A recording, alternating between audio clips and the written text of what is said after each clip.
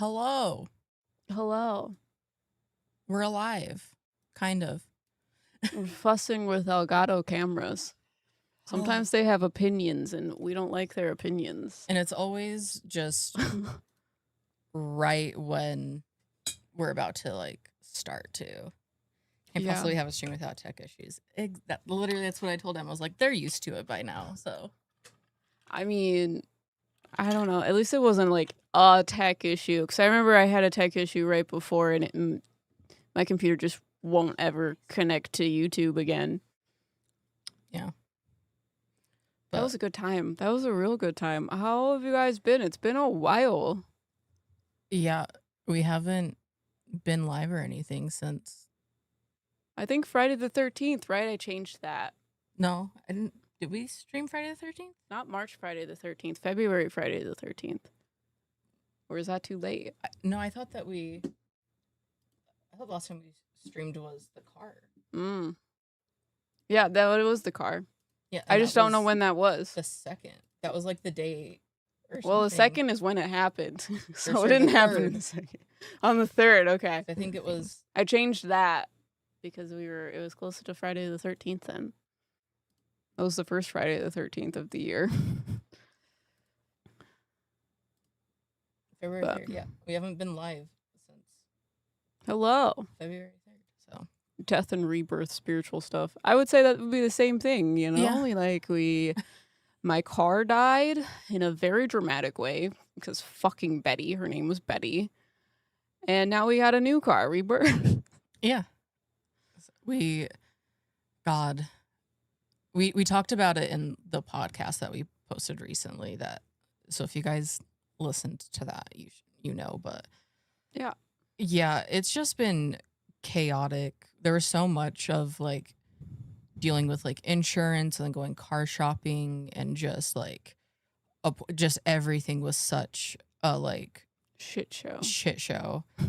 So every single time we tried to work on anything in February, literally someone would show up at the door, or there was a phone call, or we had to do something, or there's an email, there's something that we had to handle immediately. Yeah. So, because that wasn't the only thing going on. Yeah. As we have mentioned. There's just so much. So. Car crashes are such a morbid omen.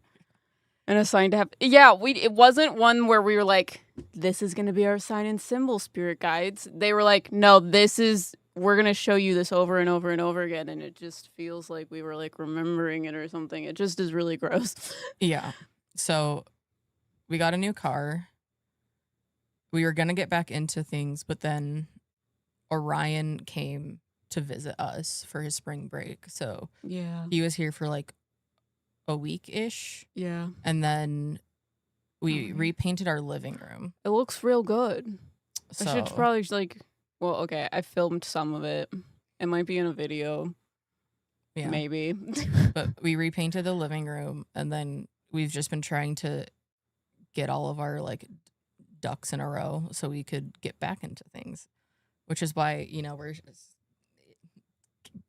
the end of March now. We're hey.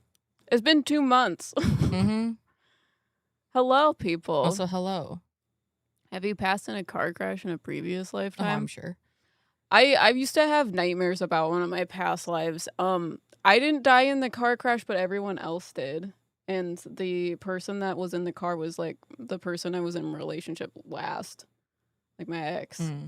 Oh, yeah, I remember you telling me about that. I would have horrific, vivid nightmares. I was someone else. I had dark brown hair. I had 2 kids and a husband, and they all died in a car crash, and I lived. And usually the dream was me not being able to go to the funeral. Horrible. Oh, it was horrible. I couldn't stop dreaming about it. So we have some interesting past lives, to say the least. And then I already have trauma when it comes to cars. Wrecker's already been hit by a car. Yeah. Naturally. So, but yeah, I don't know. We don't have an investigation anytime soon yet, at least. I mean, we've tried to go on 2 different trips that did not go well. The last trip that you guys saw also did not go well. We drove 15 minutes, maybe, and then I was driving my mom's car because we had like 5 people in the car, and I had a little fucking sedan that you all now know about. And literally got on the highway, and then all of the like warning lights in the car turned on, and it just locked up and stopped moving forward. So I just like swerved to the like little exit side thing, the shoulder, and called my dad and was like, "Hey, remember when you told me that the transmission only had like less than 1,000 miles on it? I think that was a bad thing for you to tell me. I think you made it bad." Yeah. So, I don't know. I am bummed that we ended up not this last time because we were supposed to collab with Seg. We were going to Kansas to do an investigation with him. I don't know if he's going to mention it in his video or anything, but we were keeping it a secret because he wanted to keep it a secret, and now in hindsight we kind of have ideas of why. But I mean, it's not really a big like it was a secret before we went. Yeah, that's what I'm saying. Like we weren't allowed to tell you that we were going on a collaboration with the side-eye guy until he was not in Kansas anymore. And that mostly just because if you guys reasons. keep up with any of the debunking stuff and things, he was having issues of people doxing him. And if you guys haven't, you should go watch his investigation that he did where he went to Steve's House of the Dead. It's a good one. Juicy. The Amazing. tea is hot and steamy, and I cannot believe he did that. Cannot believe it. Because the owner of Steve's House of the Dead doxed Seg to a... Supposedly, allegedly. No, they doxed him to a viewer. That's what you mean. Yeah, like the business. Like the business sent he had like an email. To the viewer. And so it's kind of like Seg confronted him about if he was the one that was like doxing, like giving out his information to other people who were doxing and all of that. So it's a whole thing. Yeah, he went in without his mask so he could go in undercover. Undercover, that's the word. That's the word. Yeah, so he obviously didn't want people to know that he was in Kansas for that. So, but we were supposed to meet with him. We were supposed to go to Sleeper's Mortuary. But he ended up going by himself because, you know, we weren't there. We like the day before we're like, hey, we're not gonna make it. The car won't move anymore. He was like, holy shit. Yeah, I mean, he was still like traveling from Australia when it happened, so it wasn't until later that he like saw it and like acknowledged it because he was on a flight. And then I was like, hey, and just sent him pictures of our total car. The pictures are like the trunk was in the back seat. That windshield held on for a while, like dear life. So it's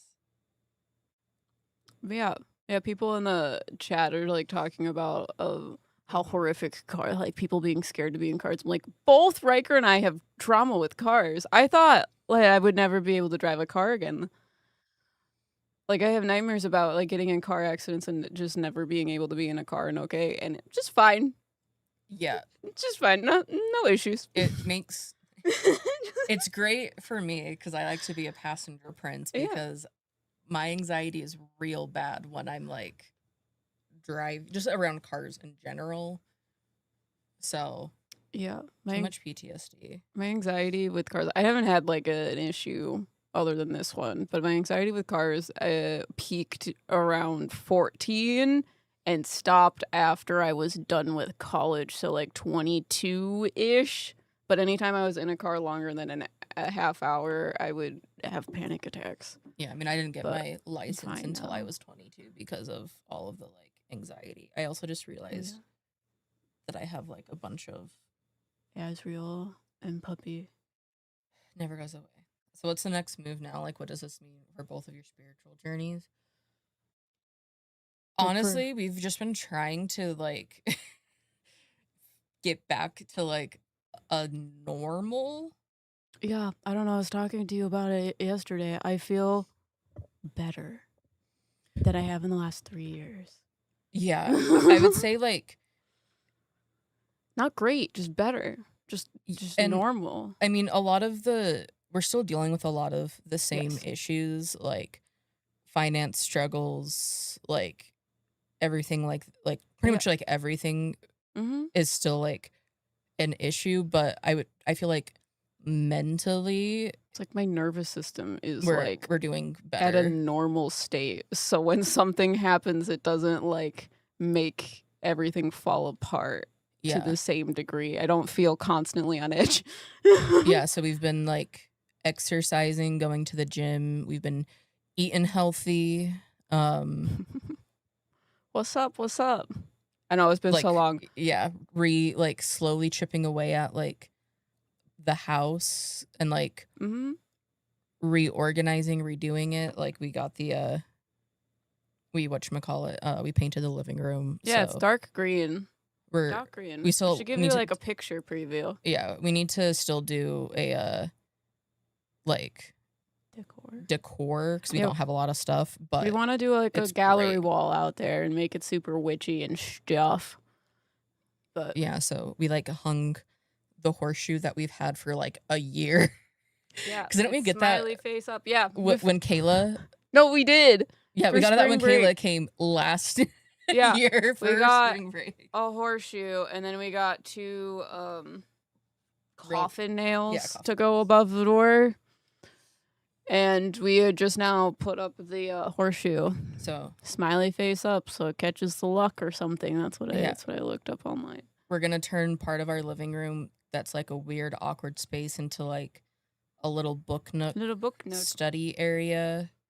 Yeah, so we can move stuff out of our sunroom so we can make it into our witch haven. Yeah, because we still need to finish redoing the like desk that we bought like over a year ago too. So do either of you have a guy that looks like a really dark thundercloud? Are you talking about Zeroth? Have you not seen Zeroth? He might just be looking different. He's a little bit of a shapeshifter, but he's a cloud. There's something else I'm gonna say. Oh yeah, also content-wise, we're slowly coming back to content as well. So we have plans. Do we want to talk about plans? We can talk about like our general rough plans. So we don't have it fully fleshed out yet. Yeah, we're still figuring all of it out, but we're going to be hopefully getting back to that like regularly again. Well, so we have another idea for a podcast that we plan on recording tomorrow. Yeah. So hopefully it goes out on Sunday. Yeah, and then most of our like content, like starting with like investigations, are like investigations we are going to try pivoting to a more like extremely in-depth documentary style. A docu-series, if you will. We want to do like a 3-part docu-series like for each location.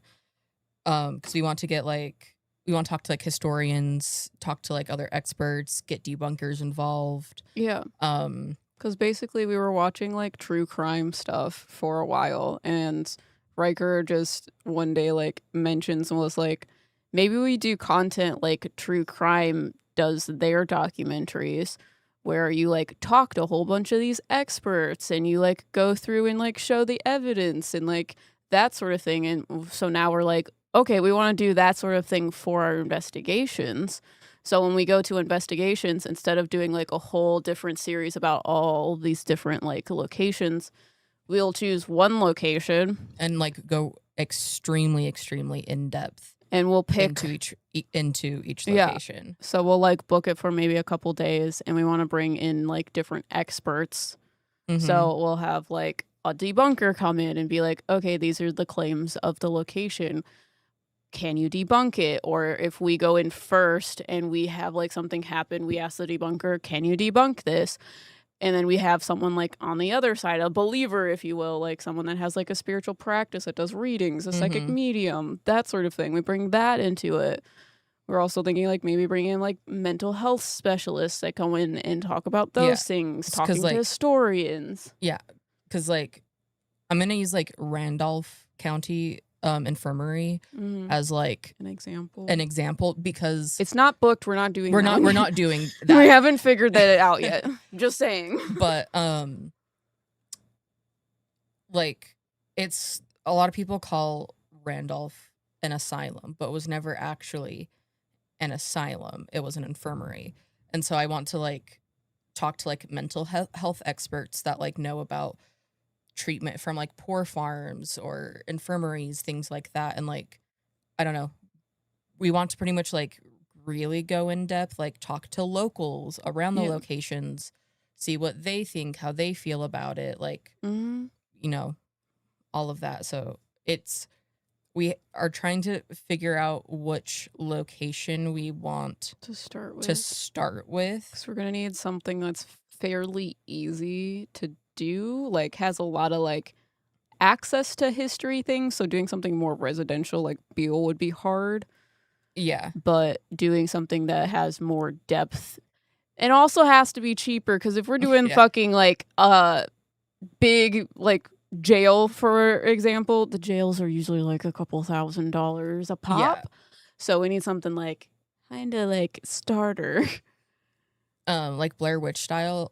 Like if you guys have watched like any like true crime documentary on like Netflix, for example, they typically are in like 3-part, like there's 3 episodes and each episode is like 30 minutes to an hour depending on it.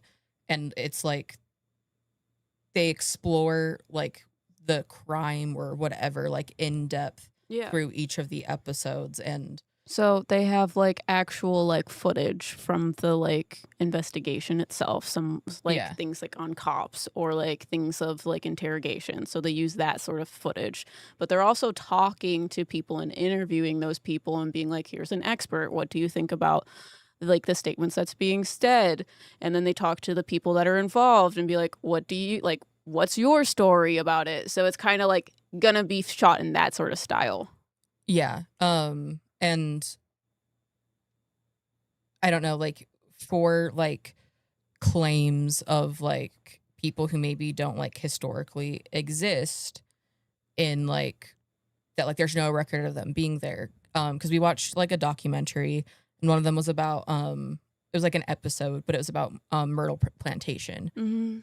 And there's a spirit named Chloe who is like a young black girl who was a former slave. Supposed to be like a servant or something. Yeah. However, she never actually existed. There's no records of her. But there's documentation of the other like slaves that were on but not property, this specific not her girl. And but her description and stories have changed over the decades, and they like went into how it was more of like a cultural like symbol for like some of like the political and race issues. And I want to like explore that kind of aspect in investigations, because I don't know, if something isn't like, if there's like no record at like Stone Mansion that the little girl is like buried in the basement, then I want to like, instead of just being like there's none, whatever, I want to like dig in and figure out like, where did it start? Why is it there? What is the relevance of it? And stuff like that. So would this also include cryptids as well as ghosts? I mean, most like cryptid things I feel like have to do in like outdoor wilderness type areas. There's not a lot of like, I feel like cryptid focused locations. Because we're also planning on doing this similar style for like deep dive type videos, so it'd probably be more in line with that, doing cryptid type things. Yeah. Because there's not a lot of like locations where you can do said thing unless these like investigations have cryptid like things, because there are places that claim those things. Yeah, but it's a lot more rare it than is. like spirits. Yeah. So then I was going to haunted locations. Em and I are not people that are gonna go into the middle of the woods at night alone and look for Bigfoot or anything. I did a investigation. I did 2 investigations with the Patrick from Haunted Side. Yeah, from the haunted side. Doing investigations outside in the like prime of night is terrifying. We went to that bridge, Skinwalker Bridge or whatever. There was someone like screaming at us. Like not a ghost, like an actual person, but it was too dark to see where they were. I would not do that, especially just Riker and I. We would need to have like some big scary security dude. Yeah. Just saying. Like Skinwalker Ranch. See, also like with a lot of cryptids, like for instance, Skinwalker, so much of them come from like different cultural like folklore. So if like we were to do something like a Skinwalker Ranch, I would want to like try to contact like local natives and like explain their belief and why it's like harmful. Because there's lots of like weird misunderstandings, especially when it comes to like natives. People are always so just like ignorant about things, and most like locations you go to, there's always some sort of like line or tie back to like Native Americans in some way, shape, or form. It's very stereotypical in a paranormal community. And it's like, and yeah, I don't love that aspect of it, because like that has this like, because like with Beale, there was like a battle like several miles away. I'm like, what does that have to do with this house, you know? Yeah. And a lot of time it's because they try to make it seem like the land or whatever. land is haunted, not the house is haunted. But I digress. I wonder if you could get newspaper articles about the locations from that newspaper site. Yeah. That's the plan. We've done that in some of the like history sections in like later videos, like the past videos. But we want to like get more like documents and stuff like that, because we also want to go in and look at what other people get. So like we would do reactions to like the bigger channels going to those locations as well. And we were thinking that since we're trying to get all of this content and make like a docu-series, that each one of those like filming sessions would be posted as like an uncut video exclusive on our Patreon page as well. So people keep asking us, do reaction videos, or like want to see like a full like interview with one of the people in the video, or et cetera, et cetera. It will all be like posted into our Patreon page. So you'll have a lot of very unique content there. And it'll just be like stuff that you don't see from the like sliced together video. Yeah, the edited video. Very like edited. So you get all of it. And it's going to be like produced, but not like over. It's still going to be us and very like raw documentary. We're trying to make it a high quality and polish on it, but we're trying to do something different than the like stereotypical paranormal YouTube video, which is you go to the house, it's really scary, and then you go on the tour, and then you talk about the history, and then you do the investigation, and then it's go home. Yeah. Every video's like that, so we're trying to create more potential to not have the same cookie cutter video over and over and over again.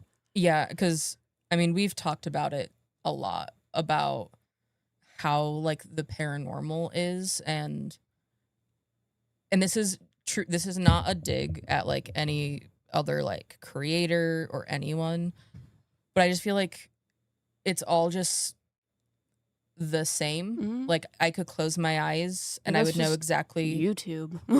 what was like happening with it. So Yeah. we want to treat it less as like this is a YouTube video and more like this is a like in-depth series movie. Yeah, like pretty much like a like little mini series. And so those will probably they will take longer because we haven't even fully talked about it, but I would like to have like all of them like edited by the time we're ready to post it. What do you mean all of it edited? Like if we're doing like 3 episodes, have like each of the 3 That's episodes. What you mean. Yes, yeah, like I was like all of before what we post edited? the first one. Yeah. So we're not like, okay, now we have to try to finish it for the next week. So yeah, no, I get you. Yeah, but I don't know how you feel about this because I also think it would be interesting to show the like, I don't know what the right word is. The evolution of those videos in Patreon. So when we do a like recording of something, that will just go to you guys instead of waiting to when the video goes out. All of it goes out to you. I think it like supports and creates more consistency on those membership platforms, so you get more content there.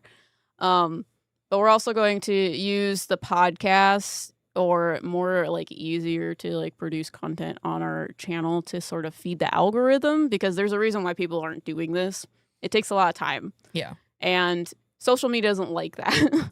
Yeah. So we still want to do live streams, podcasts, and then we're going to do some more like other like topic explorations that they're not going to be as like big of projects as like paranormal investigations, but like deep dives into like astral projection, we still want to like take the same level of care with it. Yeah. So like I want to reach out to like neurologists who like their like special interest and study is in like conscious, like various forms of like consciousness and the states of consciousness, and like talk to like a bunch of experts who know about things, go into like the like historical like evidence of like where some of these like things originated from, et cetera, et cetera.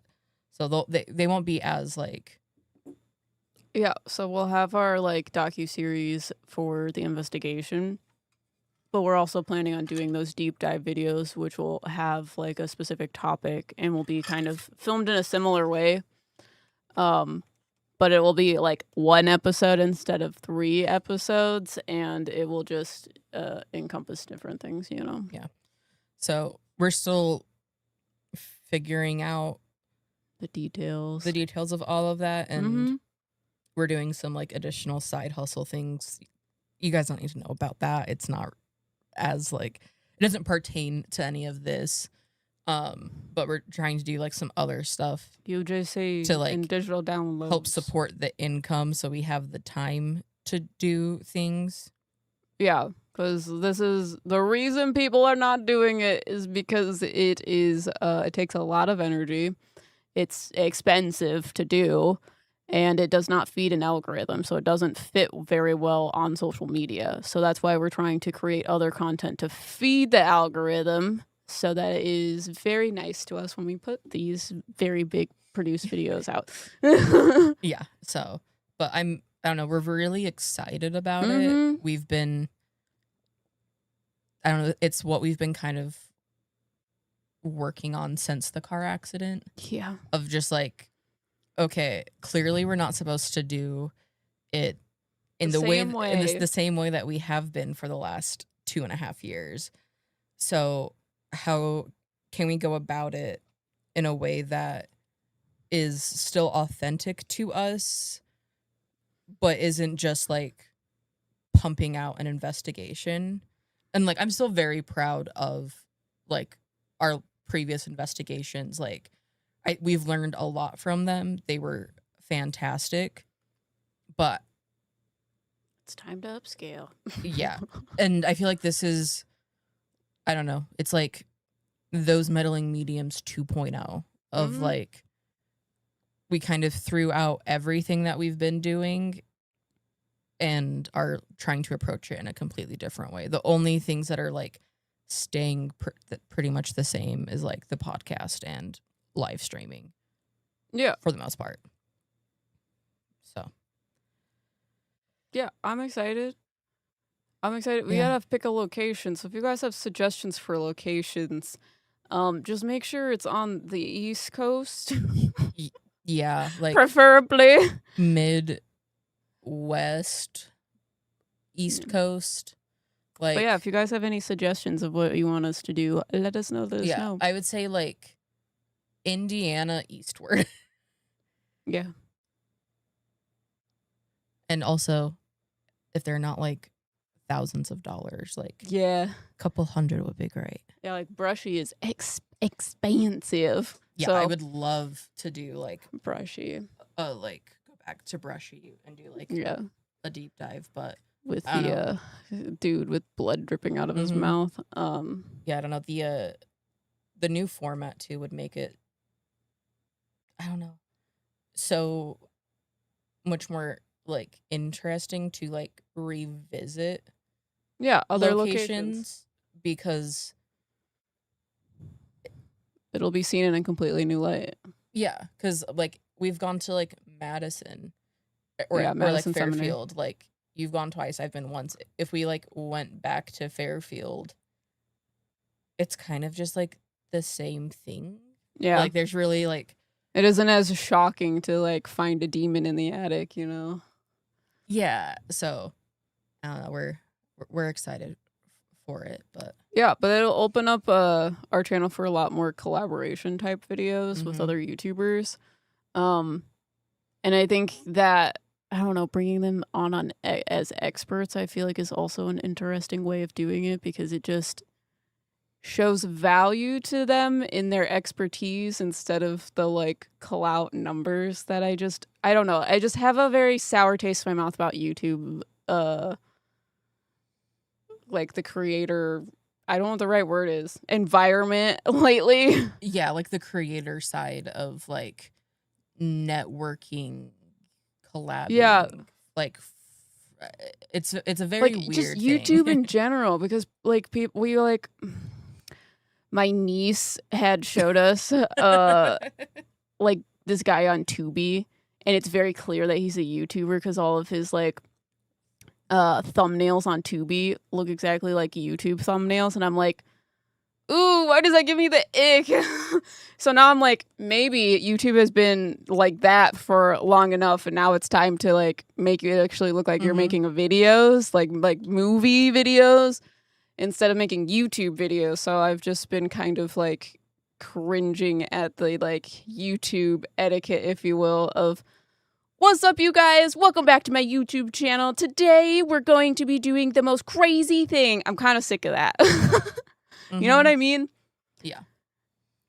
Because like it's a joke to everybody. Like if you're a content creator, that is the joke, is starting your YouTube channel like, what's up, you guys? It's Sam and Colby. It's Colby and Sam. Not to like out like whatever. I think they do it because they've been doing it for so long. But like, I want something some different. people who are like more like OG. Yeah, exactly. Doing it. Like that's why Sam they're doing Colby, it. So it's like fine. It's but like there's nostalgic. People who started like 2 years ago. The creator that do it, and it's just like, well, it's not even the creator enthusiasm. It is just the constant reminders that you're watching a YouTube video of like, welcome to my channel. Welcome back to my channel. I'm doing this for the channel today. Here's my big face on the like thumbnail, because you have to see that it's my channel. That's what I'm sick of. Is this is a YouTube video. This is a YouTube video. I want to make content that can be produced not just on YouTube. So I feel like it's also, at least for me, I don't know how you feel about it. It's also in the current age of like AI slop and just slop content. That's why it's getting me. It's like more than ever, I want to like stray as far away from that. Yes. Like our like slop content is our podcast, but that's not even like slop content. It's just it's like it's a lower like workload for us to do. It's very different still. Yeah, that's still very much this is a podcast, this is a podcast, this is a podcast, whereas I want the videos to like be able to be on Tubi and you don't know that we're YouTubers. Yeah. You know what I mean? Because I feel like that thing cheapens it a little bit. Does that make sense? Because it's not cheap necessarily being the YouTuber, but if you put your content anywhere else, it cheapens it. You know? Yeah.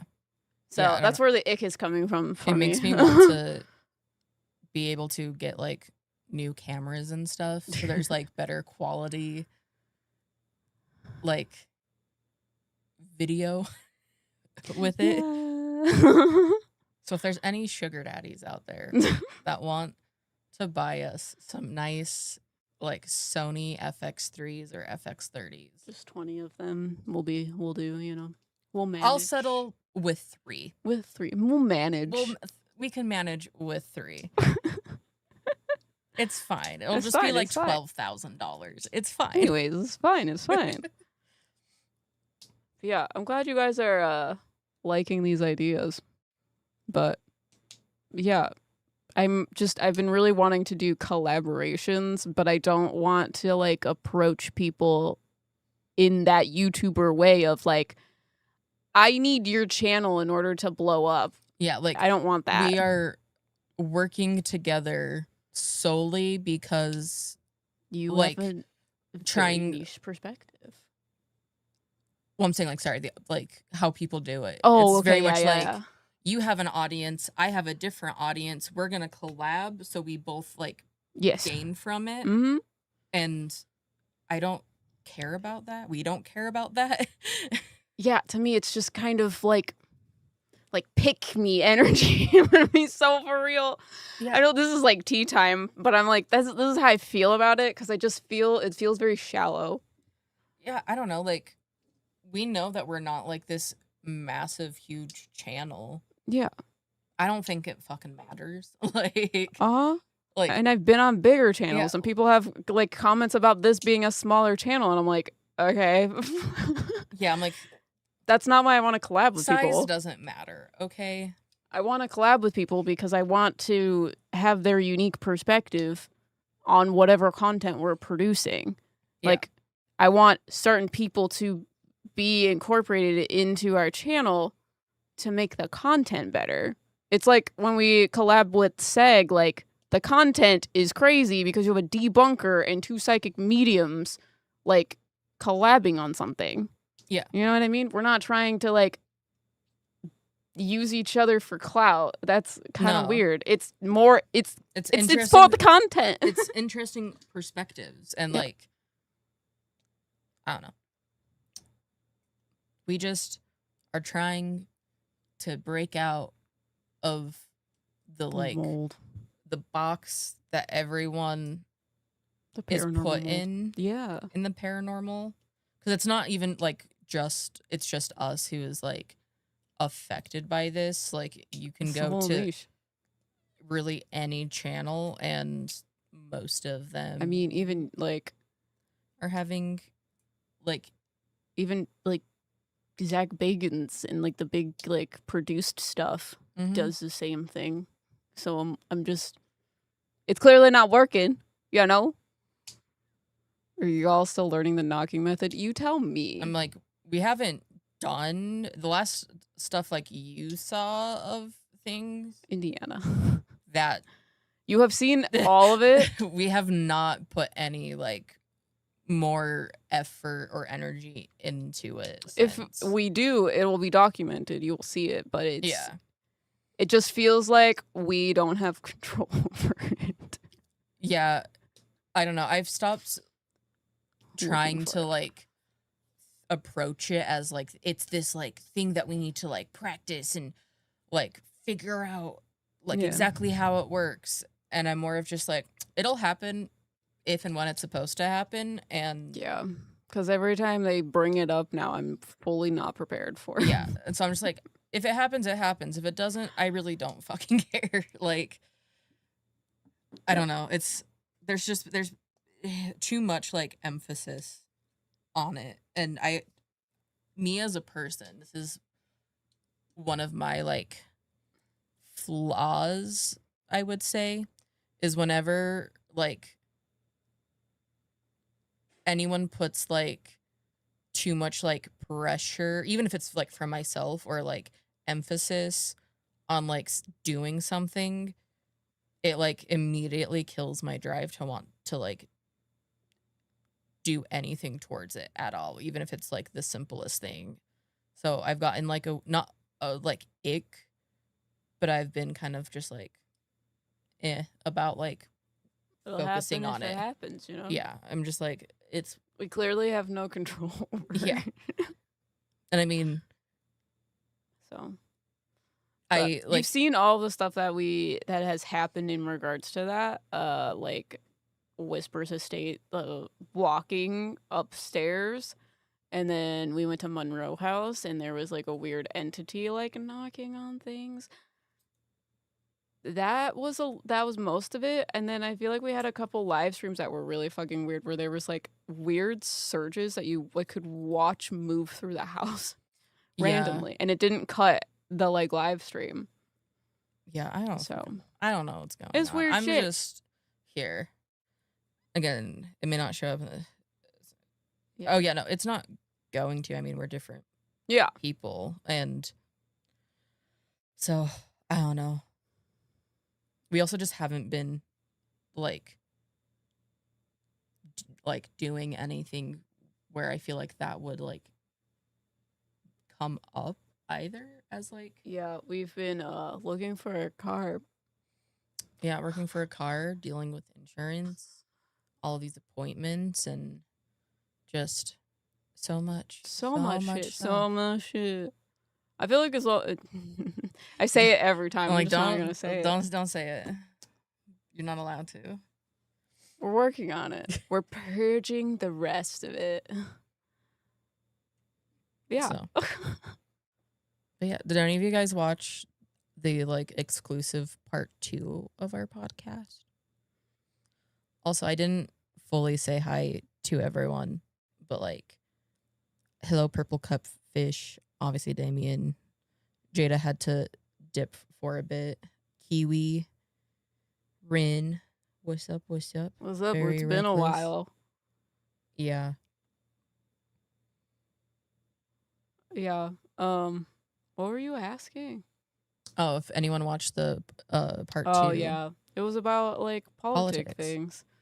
It's interesting because we got a comment on the post that I posted about it, so they didn't necessarily see it, but they were like, I wish this was free because this is like important to like a lot of things in society. Yeah. So it was if you were the person that like commented on that, we appreciate that because we want to know that people are interested in hearing about it because people are very weird about politic things. Yeah. And TLDR, we talked about in that podcast. You should still go watch it. You should subscribe to Patreon. I mean, it's an hour long, so yeah. Go watch it. But the TLDR is we were talking about our like feeling like we can't approach content in like a business as usual type way because the state of the world is so fucked. And there's so much horrible like things going on with like the war in Iran and the Trump administration targeting like LGBT rights and like ICE agents disappearing and killing people. So we were talking about how we want to like approach those topics in our content, and we're not like making a pivot to like be political commentators, but we're like we can't just not I mean talk about like how politics and religion and the state of the world is impacting spirituality and everything, because because the way that we are doing like our documentary type things, a lot of the like social norms cause us to have certain belief systems that is implemented into paranormal things. So that's what we were talking about with the Myrtle's plantation. Is this little girl, I don't know if she was a little girl or a person or what. Her age has changed. Chloe, right? Yeah. She changes based upon the belief systems that are influenced by like the social like norms caused by like politics. Yeah. So like a lot of like minority groups have a lot of like negative like demonized traits. So like a big example is when you watch those like scary haunted movies and stuff, you always have the woman that's being like dramatically affected because she's just so emotional, she just can't handle it. And then the man hasn't have any experiences, but he just gets so angry and enraged. It's clear to see where those lines are drawn. It's always like a joke that like the person of color is going to be like the first one killed or whatever, like the black person. Yeah. There's a lot of like racism and misogyny in so a lot of those things are just accepted. Like a lot of people just don't even bat an eye of like only women can be like psychic mediums because of their emotional intelligence or whatever, but that's beyond false. Yeah. It just fits into your belief systems as a person in so-and-so society. Women are more emotional and more empathetic, and men don't have that. And men don't have emotions. What do you mean? So, also, it affects everything. Stuff is history, and what's going on then is currently... Yeah. Yes, exactly. So, and I don't know, like, so often in, like, locations, like, I think about Brushy.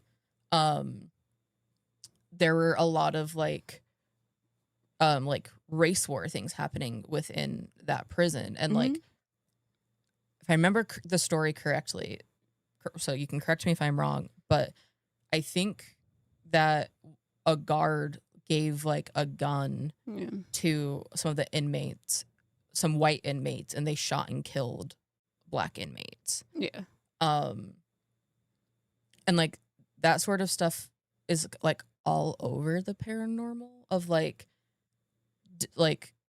disabled people being treated poorly at like poor farms or whatever, or there's like misogynistic things going on, or like whatever. Like they go into like the historical aspects, which goes directly into the paranormal, because there's a lot of people that are like, you shouldn't be talking about politics and the paranormal, they don't go together, but they do. Yeah.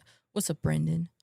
So I don't know, and I'm like, we are like who we are as people.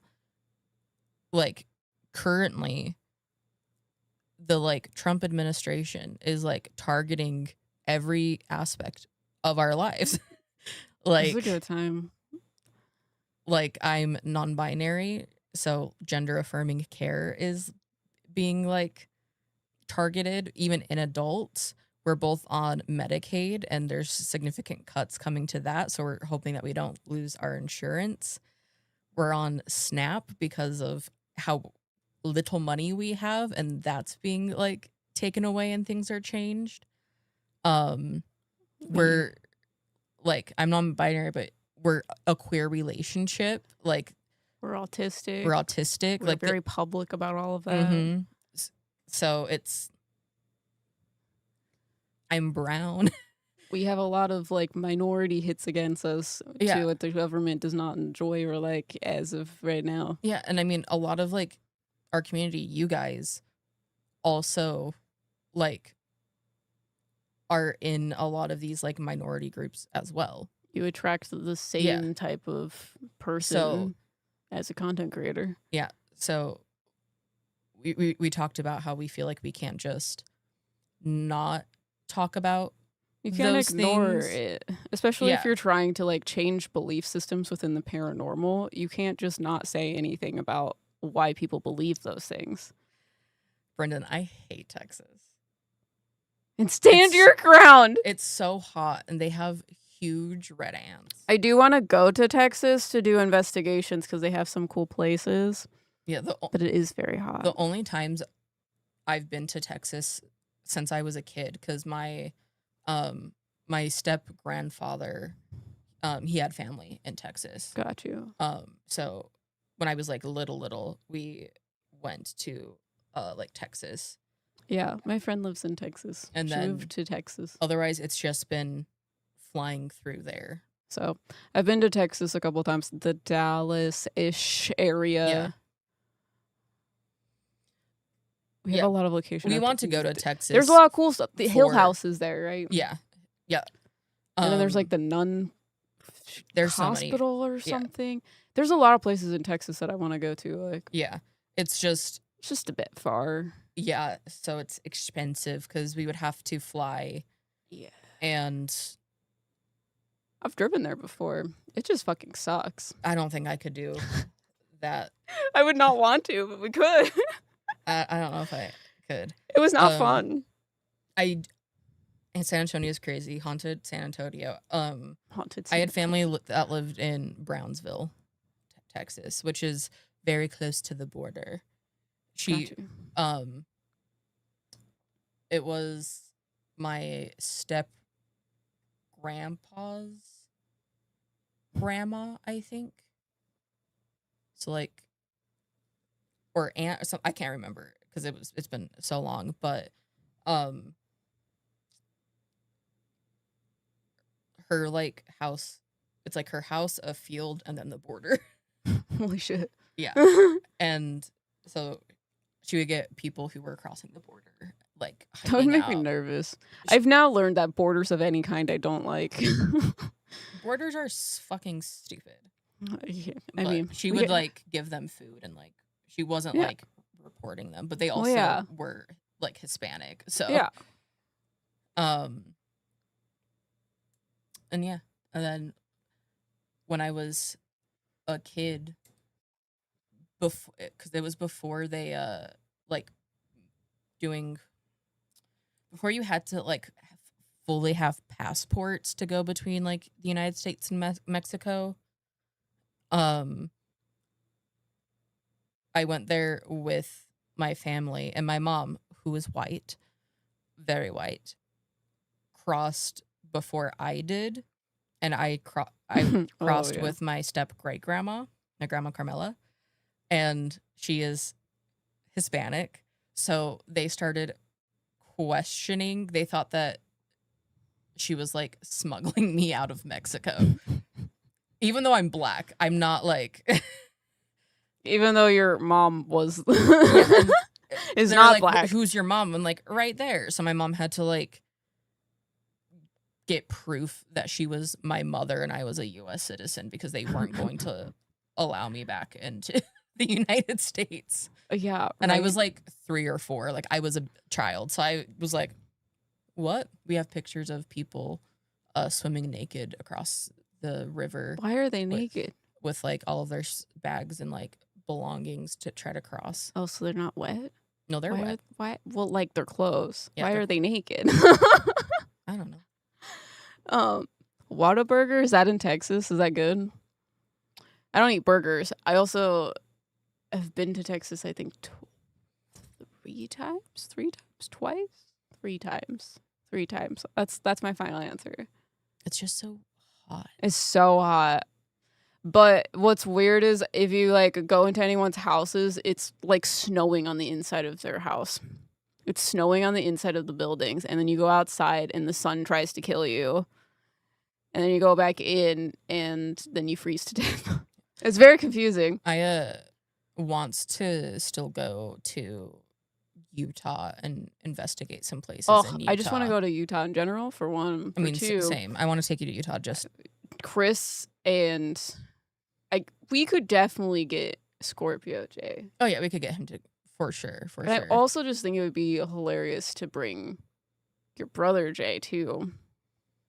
Yeah, I feel like getting him would be more It difficult. would be harder, but we need to have 2 investigations with Scorpio J. True. Deciding for him now, because I need to have an investigation where both of the J's are there, because I just need to know what it's like to experience them experiencing ghosts. I want Chris and Scorpio J to come visit us. Too, okay, let's do that first, and then we'll make Chris go again. Because I don't know, I don't know. I just want to go because I don't know like many haunted places in Utah because there's not many places in Utah.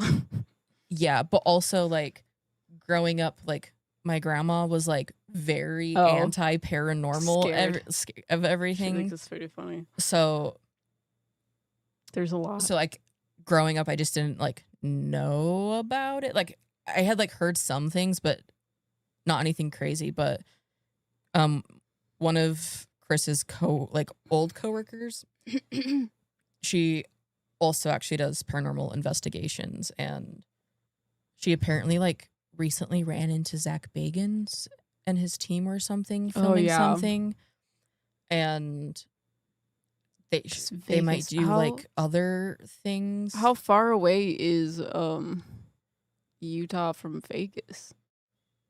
I would say close. It's probably like 6-hour drive. Only 6. Maybe I can. Because then like where is it? San Diego area, South California. Because Utah to like Southern California is like 10 hours. Then it's like okay. Yeah, and then it's like a 4-hour drive from like. We're talking about his museum in Vegas. Yeah, so I really want to go. There's no like filming on the inside unless you like get a pass, which we would definitely not get a pass unless we pop off. But I just want to go and see. I also want to go to Nevada again, because the first time I went to Nevada to go see Patrick from the Haunted Side, there was a horrible snowstorm. So all of the locations that we had planned canceled because it was in the like little mountain town and there was like 5 feet of snow. But yeah, it's about like 6 hours. It's a pretty easy drive. I've made that drive so many times. Yeah, I'm just wondering because I'm like, how close are they? If we did that, we just need money to troop more. But then we can do the iconic drive through Fillmore and Beaver, so you can Fillmore Beaver. I don't get it. You do. There's also, I think, one. I can't remember. Maybe it's Beaver. There's a really good like squeaky cheese place that like sells like really good like cheese curds and stuff. It's amazing. Squeaky cheese. You're scared to go to the Zach Bagans Museum? I am living life in this era of like, if I had the opportunity to touch Annabelle, I would, because I want to know what would happen. I want to know if she's actually haunted, because that's the kind of energy I'm at in my life right now. Yeah, my mom. See, the President Band is haunted. Are these like these places in Texas? We're still talking about Texas. I think Utah, because Kiwi. I don't know if you still live in Utah or used to, but is Kiwi the Anamato. Okay, Anamato. Sorry, you're in Utah, so we're talking about Utah, not Texas anymore. Okay, just making sure, because you said that there's a lot. I'm like, sorry, I call him Kiwi because that's what his old username used to be, and I've known him for a long time. Great. I'm surprised you remember I'm in Utah. Yeah, how would I forget? I was born and raised in Utah. I remember.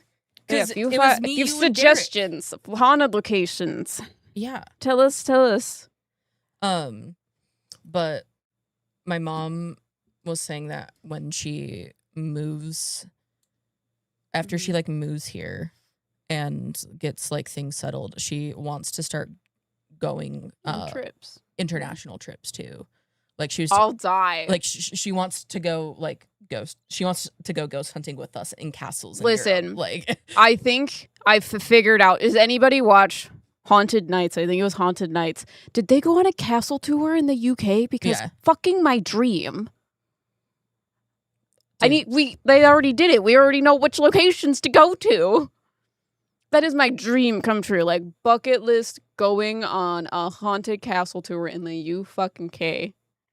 So I always remember people going to Utah.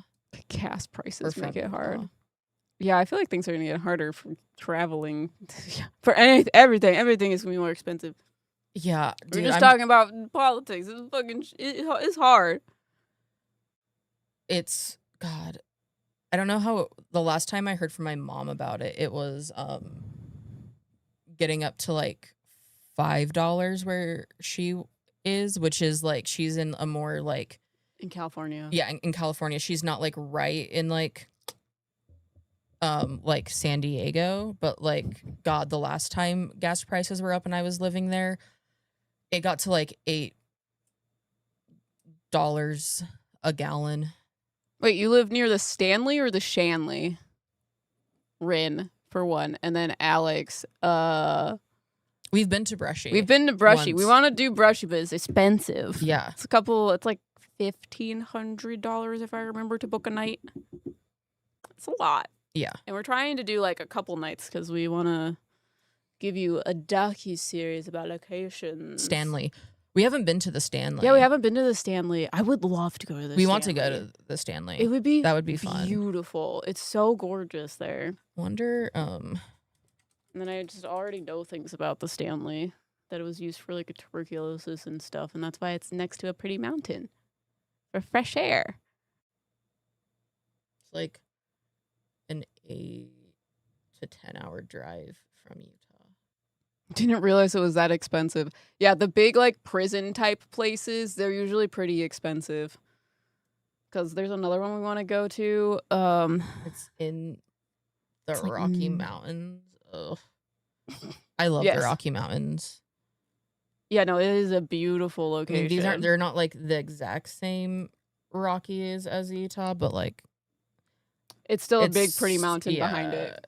It's still a part of the general range. Yeah. I've done a lot of previous videos on the Stanley, but we have never been there because we've been to the Shanley Hotel. Shanley. That's in New York. In New York, yeah. Napanoka, New York. It's close to $6 here in SoCal. I'm so happy I don't live in Southern California solely because of the pricing of things. Like, good God.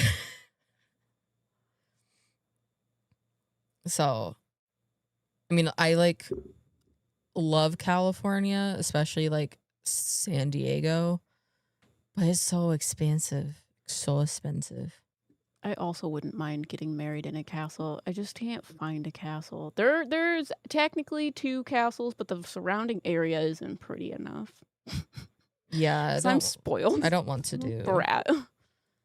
At least the one that I know of. That's whatever, but the one that's like near us. Yeah. My cousin actually got married to that one. And it was interesting, but there's not like, I don't know. It wasn't the vibe. I want a big, pretty castle, and that was a small, pretty castle. See you later, Barry Reckless. How long have we been live for? It's an hour. An hour? It feels like it's been like 5 hours. For some reason, I thought you'd been there already. Yeah. I wish. That would have been amazing. Have you ever been to Yellowstone? Nope. I want to go to Yellowstone. Apparently, there's an active volcano in there that could blow up at any minute and destroy the world, I think. That could be how the apocalypse happens. That's what TikTok tells me. Yeah, at some point, I still really want to do... A clown motel. Sorry. A road trip. To the Sequoias or the Redwoods? I want to just do, like, start in, like, Washington... and just drive down the coast on the Pacific Highway, the 101, just all the way down. I want that would be great for content. I did some of it. I've like driven like portions of it in Southern California, but I want to do like all the way up through Oregon, through Seattle, and I've driven from San Diego to San Francisco, and then some of it was we couldn't go on that because it was under construction, but it's really fucking cool. But I want to do it again and like stop and like see the scenes, see the sights.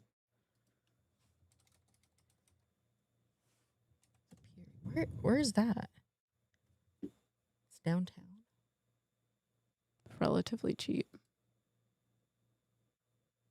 That's cool. Oh, it's right by the PF Chang's. Okay. Make it even more haunted. PF Chang's. Dude, I do love some. I've been thinking about like. It's right by the convention center, I think. Yeah, it's by Pioneer Park. Yeah, I know where this is, the public library. Yeah.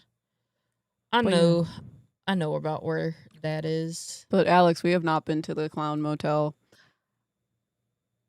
I wouldn't mind doing a video at the Clown Motel in this like new style that we were doing because I feel like it's controversial. I don't think it's haunted. But I could be wrong. I could be so wrong. Also, yeah, it is right by the Salt Palace Convention Center and the Delta Center, City Creek, and Temple Square.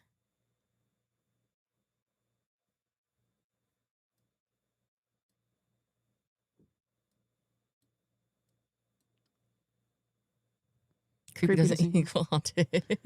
Yeah, because I don't know, we just watched the Side Eye Guy go to Garnet House, and I just have a lot of opinions about Garnet House, and I'm like, I wish we could just do that as our first video, because I just want to know. Because everybody says crazy shit happens at the Garnet House, but I'm still, like, skeptical, because they just put, like, dolls and stuff on like the edge of things, and the number one complaint of people going in there is that the house is uneven, the foundation is uneven. So I'm like, is it really haunted? I never see any ghost in it. I just see a whole bunch of uneven things falling off of shelves. Yeah, I don't. In an old house. So I don't know. There is yet to be anything that has convinced me that that place is haunted. Right. At all. I'm like, There's just a lot of gimmicks in it, and I'm like, I want to go there and test the gimmicks. Mm-hmm. Sorry, I'm looking at Utah. Yeah, all the Utah things. Because I saw Sugar House, and I was like, oh, Sugar House. It's a place in like town or like an area. Of you'll have to take me to a swig. Swig, yeah. Get you some dirty soda. A dirty soda in the prime town of Utah. But my great grandma used to live in Sugar House. There's an Olive Garden. Mm-hmm. God, I want Olive Garden. We went to Olive Garden the other day, and it was amazing. We did go to Olive Garden the other day. Amazing. I died a little bit. I treated M to a dinner. I needed another one soon. Yeah, sometimes it's just so, I don't know, looking at Utah maps are just so funny to me. Why? Just because, like, it's so, like... Square. Well, and it's just, like, all connected so much. So, like... It's on a grid system. Yeah, it's, like... Haunted Olive Garden. Every day, like... Because my aunt lives... in this area. Mm-hmm. I'm not going to say it since she's actively living there. Yeah. I'm not going to dox her. And then like I lived like over here. But then I went to dance. My dance studio was down here in Riverton. And that's then the whole town. And then my like high school was over on this side. So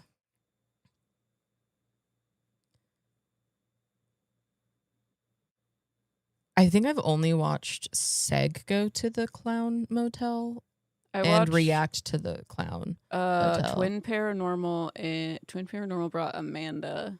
I watched that one. I watched some of it. I don't think I watched all of it. But I'm like, I don't know if it's because the whole place is filled with weird clowns or if there's like haunted things that happen, but I don't know. A clown laugh on the spirit box. Disgusting. I hate clowns. I also want to take you to Park City. Yes. Love Park City. A little mountain town in Utah. Mm-hmm. Yeah. Ghost Adventures went there. Could take you to Brighton. Next to a too, cemetery. but... Oh, no, I remember that. I remember seeing that. I love Park City. Used to go shopping there every year for school at the outlet mall. In a little mountain town. Mm-hmm. It sounds divine, if you will. It was great. OMG, me too. I love. We hate Park clowns. City. It's very pretty. Hate clowns. I don't know why people don't hate clowns. Especially after killer clowns. I was gonna say that. With, like knives or shit. Was that it was like early 2000s, right? It was like no, it was that's 2016 is not early 2000s. I know, but I was like early 2000s or 2016. I think it was 2016. I think it was 2016. If it's 2016, the autism really picked up that number. Yeah, 2016. You're welcome. Yeah. I remember imprinted on that number of fear. I mostly remember because happened in California. I don't know. I don't remember a lot of it happening in California, but I just remember like it was when I was like graduating from high school. Gotcha. Not to tell you guys, but yeah, but you have to like calculate and shit, and people don't like doing that. I mean, I think I'm pretty open that I'm 27. Yeah, I'm 13 still. Sorry, but yeah, I welcome back, Jada. I graduated high school in 2016. Yeah, I just remember like audio clips of people saying 2016 and the killer clowns in 2016. I'm like, this shit is going down the shitter because of 2016 and the killer clowns. So I remember specifically 2016 and clowns. I'm happy that I never had to experience any of that because I think I would have lost my shit more if I witnessed it myself. Because like I don't hate clowns. I do. But not because of that. Yeah, but I'm like I don't hate clowns like most of the time. But I don't like them. I don't like them. I'm not particularly fond of older men in weird costumes that are meant to make children laugh. Yeah, I mean, just look at John Wayne Gacy. He's literally like the killer clown. So, yeah. That would be why. Absolutely terrifying. Didn't go out in 2016. The 2010s were such a crazy time. I trust him with my kids. I'm 76. It happens. Yeah. Yeah, I don't know. Like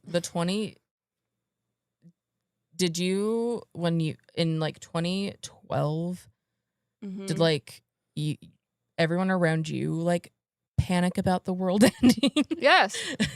Something about the Mayan calendar not going past 2012 or something. We were all going to die. But then after that was like the first time that they like, that I've like heard of that. Like the apocalypse is happening. Yeah. I think before that it was Y2K.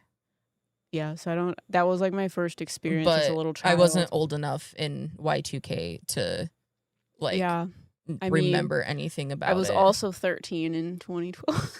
She's a vampire. She's actually... I got bit at 13. That's why it's Friday the 13th over here.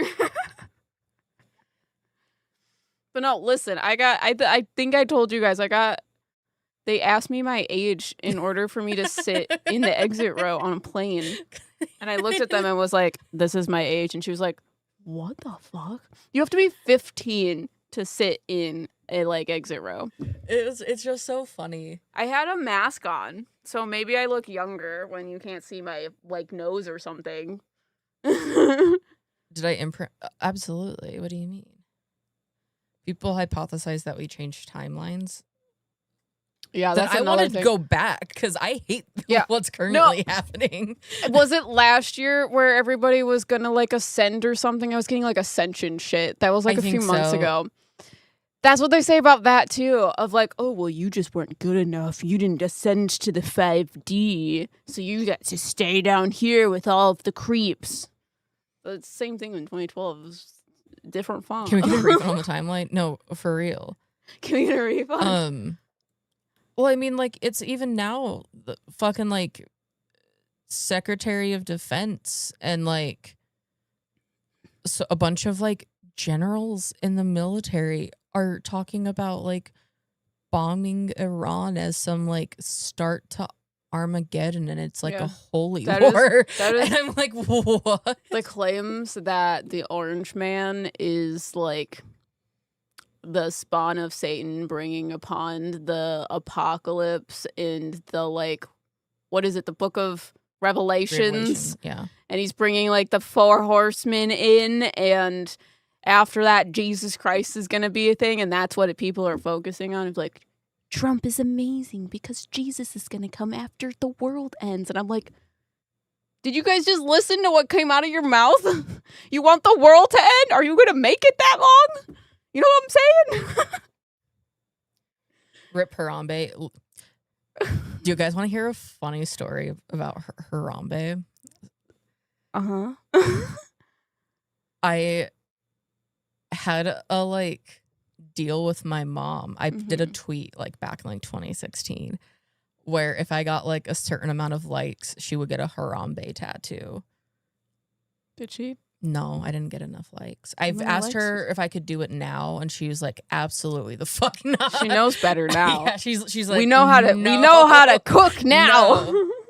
But I tried because I was like, that would be hilarious for her to get a Harambe tattoo. It would.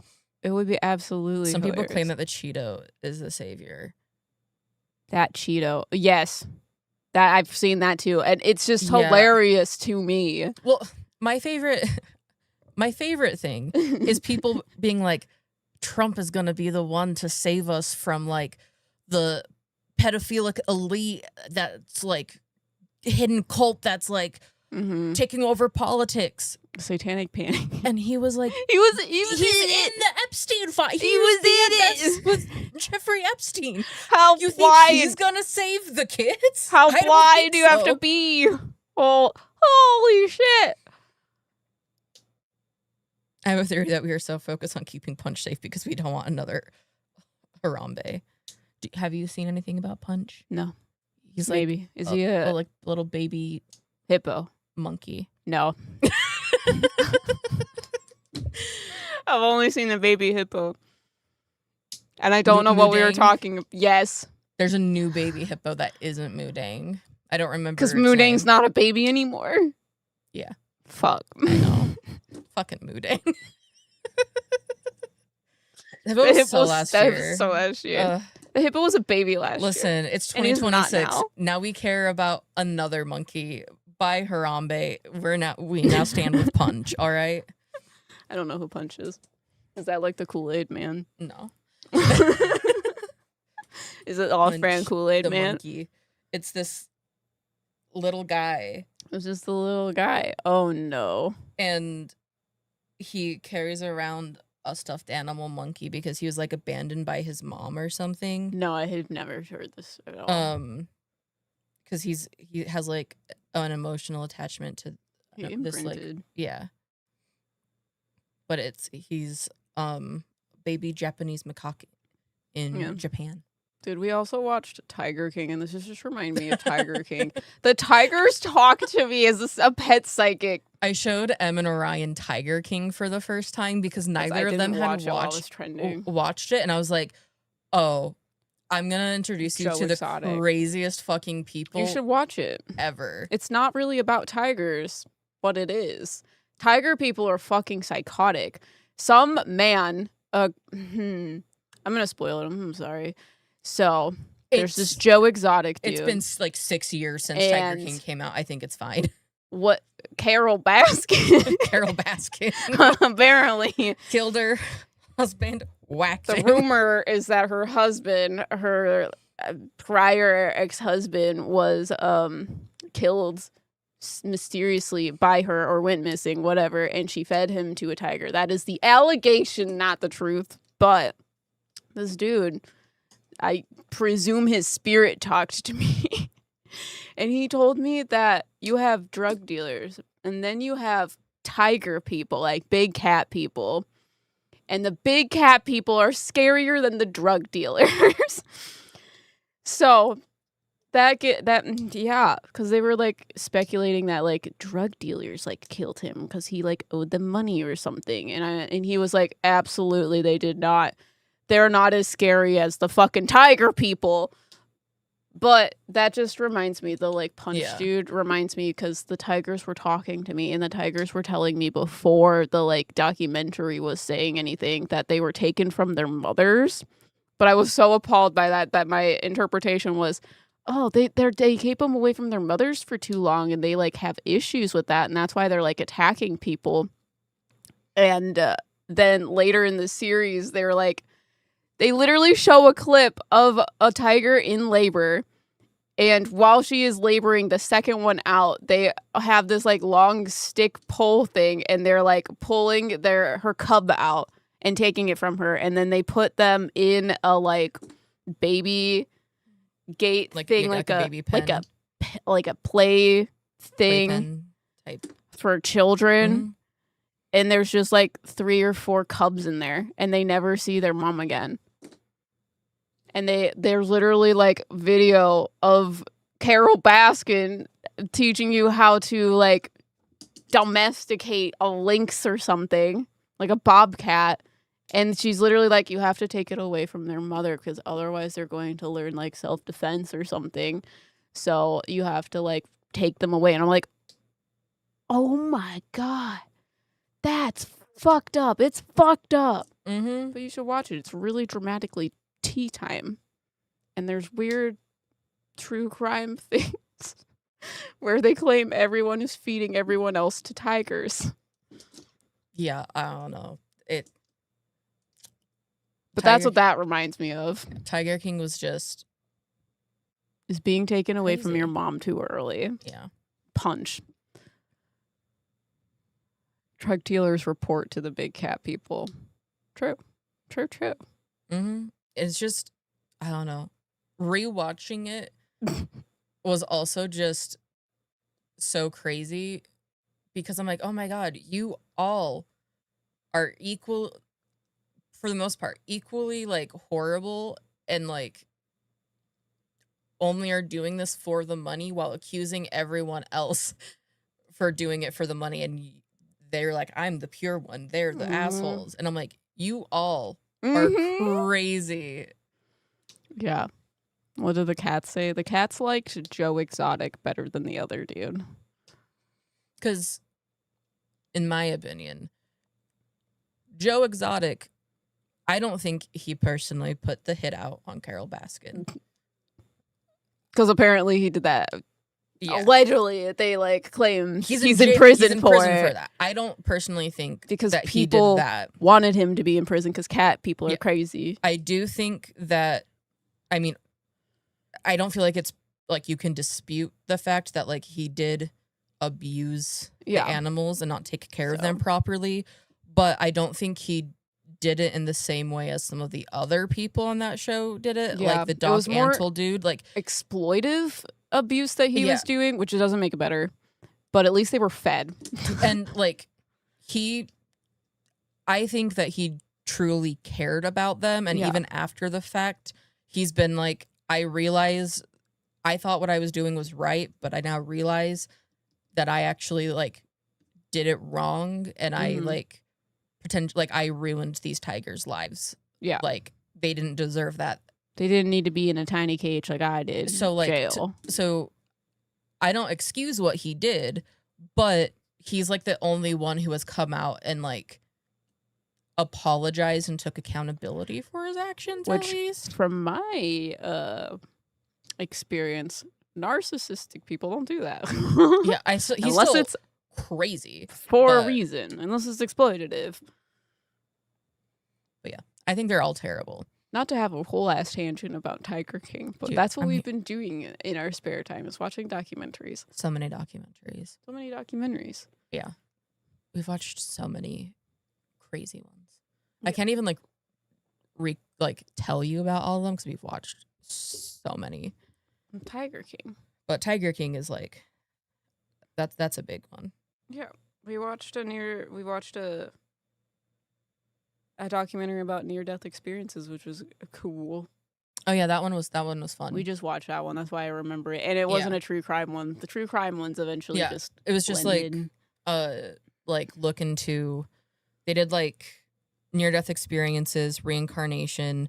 They did 2 episodes on mediums, and they were so off weird. Do people actually believe ectoplasm is a thing? Do you guys... I'm sorry. I probably should have phrased that better to have people come forward. Does anyone believe in ectoplasm? I think it's... If you guys want to watch it, I think it's... Surviving Death. Surviving Death on Netflix. On Netflix. Sorry. It's 6 episodes. So yeah, it's near-death experiences, 2 episodes on mediums, signs from the dead, seeing dead people, and reincarnation. It's the near-death experiences was the most interesting to me. Yeah. The medium ones pissed me the fuck off so much. And I'm like, yeah, no wonder that people have bad I don't know, opinions or negative opinions associations with mediums, because I watched that and I'm like, yeah, I fucking... Yeah, so basically, people are asking what ectoplasm is, I believe. Ectoplasm is supposedly a paranormal substance that allows ghosts to apparate. In my opinion, that's what I think it is. But it's stuff that you see out of sci-fi, like Ghostbusters uses ectoplasm and stuff. But there are people, they claim the idea of there are mental mediums, there's trance mediums, and then there's physical mediums, which I agree. But the physical mediums supposedly are a rare breed. And basically what they define as a physical medium is someone that can use their abilities to manifest things in the environment and to interact with you. So paranormally, they produce ectoplasm to get to create apparitions and things. So, and it pissed me off so much because the main person who is the physical medium gets strapped to a chair, her hands and ankles, and it's in complete darkness, and it's every single time she does it there's the same 5 people there because that's their circle, but it's supposed to be she can't move her hands or whatever, you would hear the Velcro, but they don't allow cameras. They have just audio equipment recording it, and they played some of it, and I'm your it is this most gimmicky stupid shit I have seen, because she claims that different spirits talk through her, so she puts on different voices, but it is so basically what she's doing, there are skeptics that say that the medium itself is doing all of the weird paranormal activity. So they strap you to a chair. So in this case, they strap her with Velcro. So if she were to move at all, you would hear the Velcro unvelcro. So it would give away that she is the one making all of the noises, if there's footsteps or things like that. But they basically put her in a chair. She's strapped to the chair, and she's in this cloth box. And she basically said that when she does physical mediumship, the souls overtake her body, and it is specifically like certain souls. I think there's like 3 to 5 or something. Yeah, or 6. There's some like they're like her spiritual team, and they like basically will talk to any of the other souls in the room, and they will use her body to talk. But so they're like talking to like one dude whose like father passed. Yes. So the father is telling this other spirit that is basically talking like possessing her body. And it's like, it's weird. She has like these different voices for each one of the souls. So she has like a child soul, and she just sounds like Mickey Mouse, basically. But she basically said that it has to be done in complete darkness because of this so-and-so like ectoplasm that oftentimes gets like it's emitted from the medium themselves. Yeah, it reacts with light. It reacts negatively to light and could be dangerous for them if they are in light, which is interesting. There's supposedly like pictures of it, and when you like start out as a like physical medium, you like it's like a gas at first, and then eventually it starts solidifying, so it's like a sludgy slime material. But apparently the ghosts use that to be able to apparate in the room. Yeah. But the thing that like I thought was like I don't know, it pissed me off even more is the same medium went to someone's house to like talk to them, and she pretty much did a similar, like the same voices came through. She did like the same thing for the most part. That's but she mediumship. She said that it was trance and not doing physical mediumship. Because there's no chance of the ectoplasm situation. But it was like pretty much like identical. Yeah. Otherwise. But she's like, still channeling those voices. Yeah. And she claims the like main one that talks is a little boy named Tommy. Yeah. Because she claims that like everyone always has to, like all like physical mediums always have a child spirit as part of their team because it's for what I can't remember what she said. Makes them like comfortable or relief of all of the grief. There's like a innocent, happy child coming in. So she puts on like a fake voice. Mickey and I was Mouse like, voice. I'm Tommy Boy. And like, I'm not even exaggerating. No, That's it literally like what sounds it sounds like that. Yeah. And I'm just like. Yeah, because we watched a documentary about the Enfield Poltergeist. That was on Apple TV.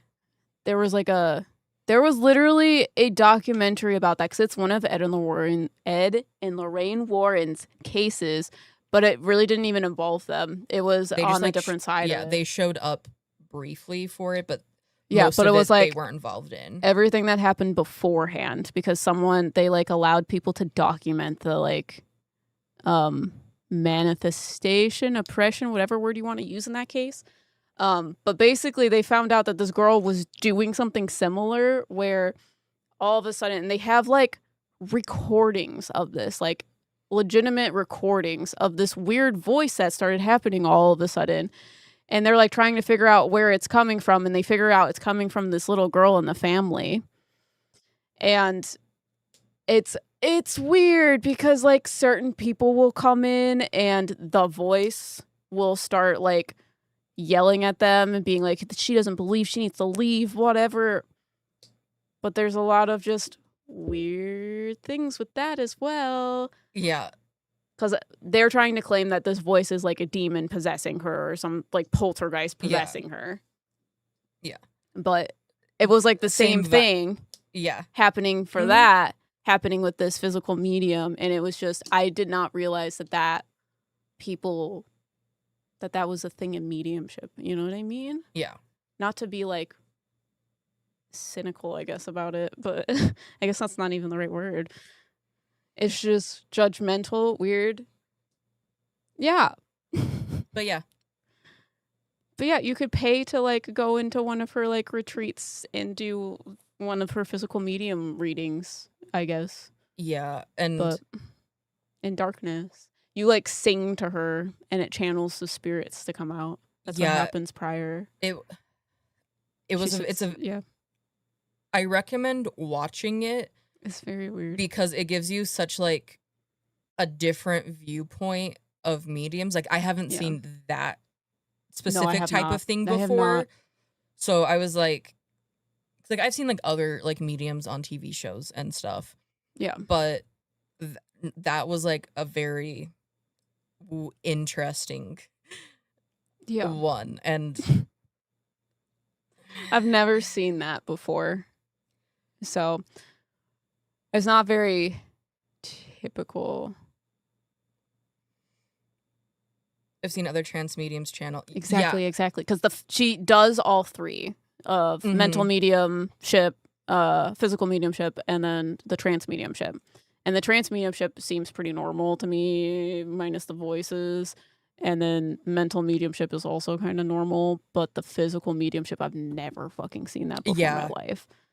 Like, I thought physical mediumship was like things like not Sam and Colby, Cody and Satori do. Yeah. Like, that's physical mediumship.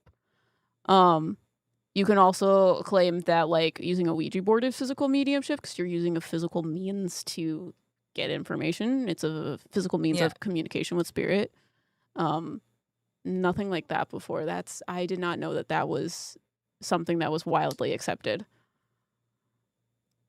Yeah, I don't know. I've never like I've seen like some like mediums on like TikTok and stuff do like channeling where they are like a soul or spirit or entity is talking through them. Yeah. And it felt different than this even. Like this felt like they weren't putting on a voice. Yeah. Yeah. It was just they're talking. Yeah. And so I'm like, I don't know if she is putting on a voice to like help people differentiate between the spirits and who's talking. Yeah. But it's all, I don't know. It's just, I felt weird about it. Yeah. She says that when she does that, either the trance mediumship or the physical mediumship, when she's channeling, she doesn't remember any of the things that are said. Yeah. It's interesting to me because I have never in my life seen that before. So yeah, because I feel like when I do like trance like things, I recall like what like because she is truly claiming that like whatever makes her is leaving and whatever is channeled through her is taking over. Yeah, and to me that is happening and to me personally, I don't feel like that is what a trance medium is necessarily. I don't think that could be, but I don't think it always is. I guess like the specific way she does it, because I even think that like doing channeling, like I think about like the Bashar dude or whatever. Yeah. Like, do you consider that a trance? Yes. Okay. I think that would be considered like trance mediumship, but he only talks to that soul. But yeah, I don't know. That specific woman just yeah. Because like I don't even like with the Bashar dude. It's very hard for me to define mediumship in and of itself, so I define it as simply as possible. Yeah. Of mediumship is communication with spirit. And then you add the other headers to it. So it either happens in your head, like the other headers are the like means or medium which it happens. So it either happens in your head when you're in a trance, or it happens with physical objects. No, it's more claiming like she's like being possessed. Yeah, like being possessed. Possession would be probably the closest thing. So I don't know. I don't know. The voices and memory loss and all that just mirrors DID too closely for my liking. Sounds like either intentionally or unintentionally marking certain. Yeah. Yeah, no, I got the same vibe. But we agree with that. Because I'm like, I don't know that she has DID. I don't think she has DID. But there are characteristics that... But the things that she's are reminiscent. Are. Yeah. Yeah, they like look like the symptoms of DID, but it is like half-baked, if you will. There's not... It's like a watering down, like, simplification. It's like if someone without DID tried to pretend like they had it. Yeah, that is... Yes, that. Yeah. That's what it's like. Yeah. So, yeah. Because we watched another documentary. With the other psychic? Yeah, and that one was... what's her name? Call Me Miss Chloe. Or Cleo. Cleo. Miss Cleo. Miss Cleo. She was like a big like phone psychic. In the 90s? 80s? Yeah, in like the 90s to early 2000s. She was like one of the like biggest, she had like infomercials and all of that stuff. And there's there's actually a really good documentary about her. And there's like, people are talking about like her like voice because she didn't have a Jamaican voice, but she talks with one as Miss Cleo. Yeah. So how they described it was like there were some things that sounded like DID adjacent. Right. But yeah, no, I remember that. Yeah, but they didn't like go into it in depth enough to like be able to fully like. Yeah, she like I think it was like her best friend or something. They interviewed her, and she was basically like, there were times where like Miss Cleo was not there. Like she was so exhausted that like someone, I forget what the other name was, would come forward. Yeah, it was. I think talk. Like it was some like man. Yeah, and he would like come forward and talk, and she wouldn't remember, and so we were like that. That sounds like DID, but I also am not fully sure because they didn't really like go into that. Yeah, they didn't. They like offshoot mentioned it, you know. And I feel like they were just trying to allude to like maybe she has like mental health things that make her do. I don't know. Yeah, but I don't know. But it's watching it is like very clear that there's a lot of, to me at least, that she was real. However, the like she was being significantly taken advantage of by the like psychic network that she was employed to. She was making like no money. They were like profiting from her being the spokesperson. They were sending out like claim notices for like debt for people's phone bills with her name like signed on it because it was coming from her, even though it wasn't actually coming from her. Yeah. Yeah, she got like super popular as a psychic, and then a network found her and made her make these infomercials, making people like wanting. She started doing psychic stuff for them, like initially, like, and then it got transitioned to. They had other weird... she was working like behind the cameras, and they had other people. Mm-hmm. They had like other spokespeople that weren't doing it, and she was like, "It's not working because you guys are trying to script it and do it wrong." So they said, "Okay, then you go do it." Mm-hmm. And she's like, "Okay, but then like I'm not scripting things. We're not like like setting cards. Like we're not faking any of it. Like I'm gonna be me." And then they kind of pushed her to lean more into like the Jamaican. Yeah, because she was like she was popular on the radio and like that sort of stuff. So people like knew her face. But eventually they had her do like an infomercial that would lead people to this number to call if you wanted to get a reading by Miss Cleo. But you would call and it would be some random person. And they would hire these random people, not because they're psychic mediums or anything like that. A lot of people like don't even know how to do any of that, care to do any of that. Yeah. And they were given a script to read to you. Mm-hmm. And their job was to keep you on the line as long as possible. Because you get charged per minute. So, but they would just literally read scripts to you instead of read you. Yeah. What's up, Kristen? Yeah, we got in, if you didn't know, we were in an accident last, like, beginning of February. And our life, watch the podcast. And our life has been you crazy. You can see my car.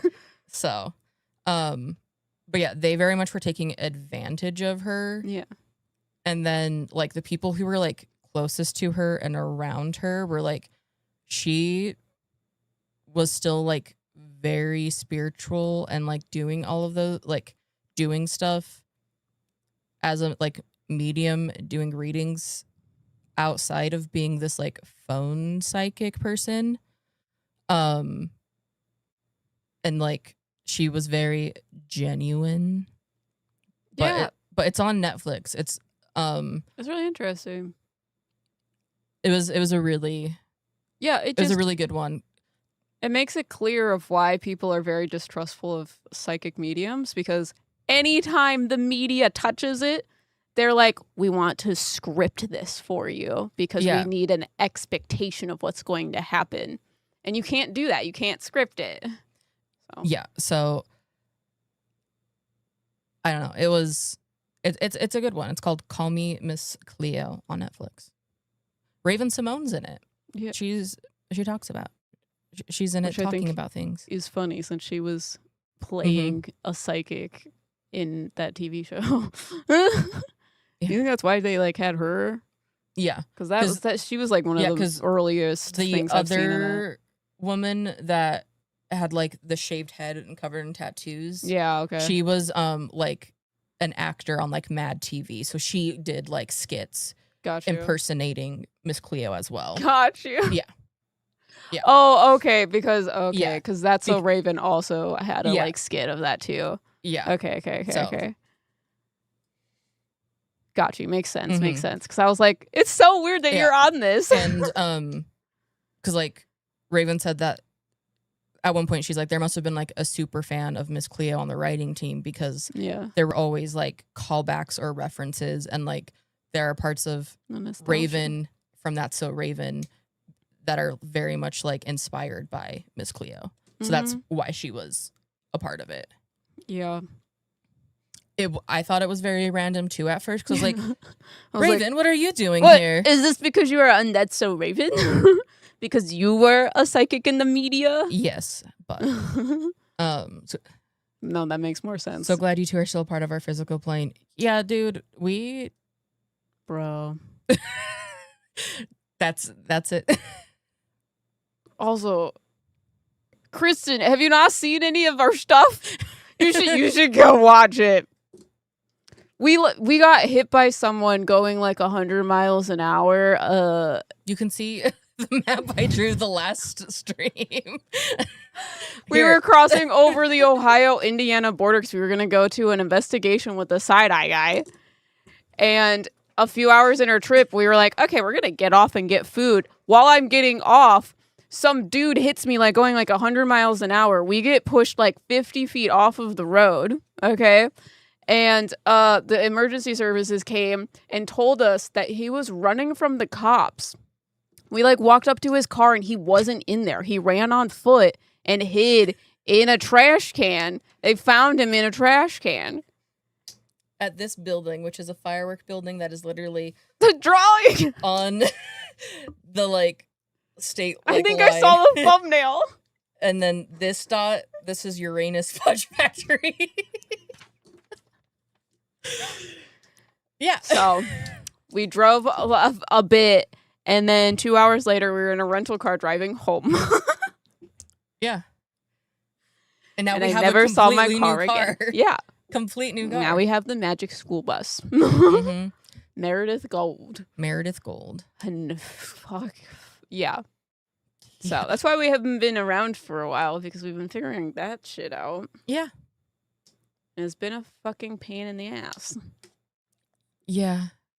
Life has been lifing and not in a fun way. But tomorrow is Yue's birthday.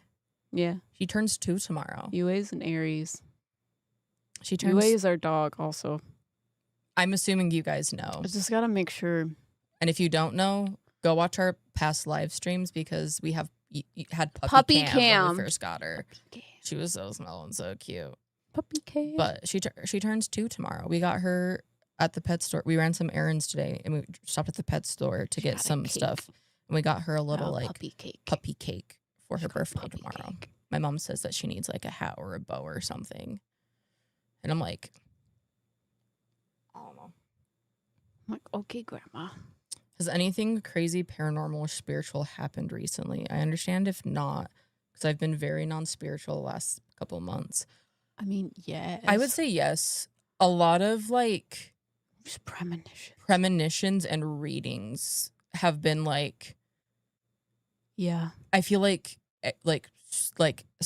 accurate, like to a T. Yeah.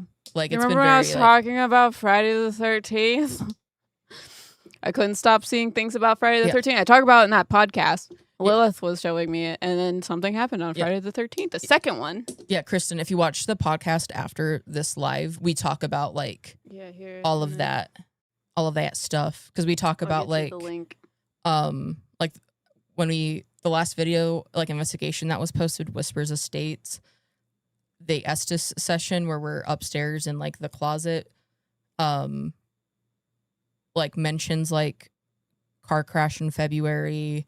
There were like we talk about like it being, was it like divine intervention versus something else? Like, it just was posted yesterday, so we just posted it at 11:11 on Sunday. It might not have given you the notification because we've been inactive for so long. Because YouTube hates us. So that could be part of why you didn't see it. But yeah, basically, if you watch that, then go watch Whispers Estates again, because what the fuck was going on in that Estes session? Because we felt like they were giving us premonitions, like Gregor was fucking saying. So that's I put the link into the podcast that we posted yesterday. So, yeah. But it was really weird. During the Estes session, I say like driving February 60 or something, and it was crazy. What's up, Dallas radio girl? But all the stuff that happened in those like premonitions, for the most part, happened. There are things that haven't happened yet, but there are things that are lining up that we did not see coming clearly. Yeah, there's a lot of. I watched the Estes session. Unfortunately, didn't get much. But I felt like the room had a barrier around it to keep spirits mostly out. Yeah. Yeah, I don't know. That investigation was weird. Yeah. In so many ways. I don't know who was talking to us, but it was very weird. I was saying like full ass sentences. I like literally remember sitting there waiting for it to like stop talking because it was that long. I don't know if we've talked about it fully in content because I can't remember half of the shit. But the like asking Lilith about dream things. Yeah, no, I don't think we've talked about that. A few months ago I started doing it, trying to like work with Lilith, so I'd be like, you should tell me in my dream and give me a dream that I remember it. And like give me like information and like what I should be working on, what's like issues, like main things, whatever. And then those dreams would happen. So I told Em about it and she started doing it. Fucking Lilith. Yeah. Listen, I want to go to Louisiana so bad, especially New Orleans. Too. Like, that is like a bucket list. Yeah, Louisiana, trip. Salem, the big spooky places. Yeah, I don't know. It's been very like, I don't know. I feel like I've been getting more like dialed into like dream things, astral projection, like I don't know, like dream walking, whatever, all of the above. Yeah, basically for me, because I don't remember my dreams at all. When they tell me things in my dreams, they like have to tell me in the dream that it's happening. So it is like a little period of time where they like force me in some way, shape, or form to be lucid so that I remember it. Because it's not even like, I'm not even lucid enough to like control the dream. It's just lucid enough to be like, you should pay attention, write this down. And then I wake up and I'm like, I know everything. I even remember asking them yesterday to tell me things. Yeah. I have dreams, like, if I have like a specific dream about someone, typically within like the next 2 days. Yeah. There's like they call or they text or there's something surrounding them happens. Yeah, because you told me that because you were like this person. You were on the phone with this so and so. Yeah. And then literally the next day, something happened with so and so. Yeah. Yeah, and a lot of the like weird premonition stuff that I've been getting lately, it feels more like a memory. Hi, Becky. Like I'm remembering this thing happening. Like we like set it in place like a while ago, and then I'm just remembering stuff. Yeah. You know what I mean? Mm-hmm. So I'm like, this is gonna happen next, like Groundhog Day shit, but I don't actually remember experiencing it over and over again. You know what I mean? Yeah, I am. It's really, really fucking dysphoric. Yeah, the last few weeks, a lot of my dreams have been very like specific, and I need to honestly get better at writing them down. What? I'm just looking at the piece of insulation that's falling out of the ceiling over there. Yeah, right there. Because I'm like, did a mouse come through there? Probably. It used to be in the ceiling, not anymore. How that happened. Which pest control's coming tomorrow, by the way. Mm-hmm. We've had some mice in our house. If that happened when I sent you that Google Doc, I don't know. I haven't honestly looked at the Google Doc yet. I haven't been at. He sent us a bunch of recipes, I think, in a Google Doc. Yes, I haven't looked at it yet. I like opened Discord when I like responded to you, and I had like 7 messages from people like you, Jada, other people. I was like, oh god, I need to like. What recipes are in there? I haven't looked, so. No, I'm asking him. Tell us. How do you deal with the anxiety if the premonition isn't good? I feel like I sleep even less. A lot of times when I get premonitions, they're fully neutral, and that's how I know they're premonitions. Yeah. Because, like, I was told that we were going to get in a car accident while we were in the car, but I was in such a neutral state that when I finally came out of that receiving information, place in my brain was like, that's impossible. That's not going to happen. Yeah. You know what I mean? Yeah, usually with, like, at least for me with premonitions, if I feel like it's something, I will usually, like, tell M. And usually, for me, too, premonitions of things just come out of nowhere. Mm-hmm. Like, I'm not trying to, like, divine things and, like, figure out what's going to happen. It just is, like, here's this information. And it's, like, I'm not thinking about it in, like, any way. And if it's not good, I don't know. My thought is, like, do we know if it's going to happen for sure? Yeah. No. Like, things can always, like, who knows if it's, like, real or not? So I just kind of continue on my life, and then that's one of the things. Then it's like, we knew that was going to happen.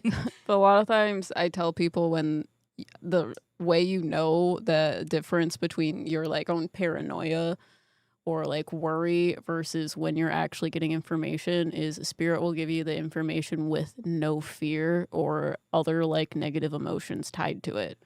So when they're giving you that information, that's how it feels. It just feels like information. So a lot of times that's why, like, when I tell you premonitions of things or I'm being told things, it is completely calm, even if it's like the world's about to end. Yeah. Because usually, like, any emotional reaction I have to it comes after, like, well after. It comes from your human ideas about it. Because when it comes from spirit, and that doesn't even need to be from a, like, actual being, it doesn't have any fear. It is just, this is just information. This is just what just so you know. Yeah. And I mean, I, like, worry about having negative premonitions, but when I have negative premonitions, they don't feel like that. You know what I mean? I feel like most of the time I get negative premonitions, it's about other people. Really? Mm-hmm. I've got negative premonition, obviously, about us. Yeah, I think that most of, like, the ones I, like, negative tends to be, like, about, like, horrible things happening in other people's lives. Yeah, I don't know. Because I literally told you the other day, I was like, this is going to happen next. And then the next day it happened. Yeah. Like, I know this feels like a memory. Like, this is going to happen. Like, this is the next thing that happens. And then it happened. Yeah. So, yeah, it's a weird thing to, like, talk about, but it is interesting. That's, like, a good topic to talk about is, like, premonitions, deja vu, that sort of vibe. Yeah, I feel like that some of that could probably be, like, tied into signs and symbols. Yeah. Because we could definitely do that. Like, because we want to do a podcast, like we said, about, like, different signs and symbols and how people use it or overuse it. I have a lot of hot takes about how, like, the general, like, spiritual community uses and talks about signs and symbols. Yeah. So it's I don't know. I have thoughts and opinions, and I shared some of them in the podcast, but I'm saving more of them for when we record it tomorrow. This week's tomorrow. Mm-hmm. So. And then Jada said, probably not, but could it be memories from your higher self determining those events that end up happening? I legitimately feel like I lived certain days over and over and over and over again and am remembering going through that as a person. Which I know sounds weird. It's kind of like the time isn't linear bullshit. Yeah, that's what it feels like to me. I don't know if it feels the same to you, but because I don't know.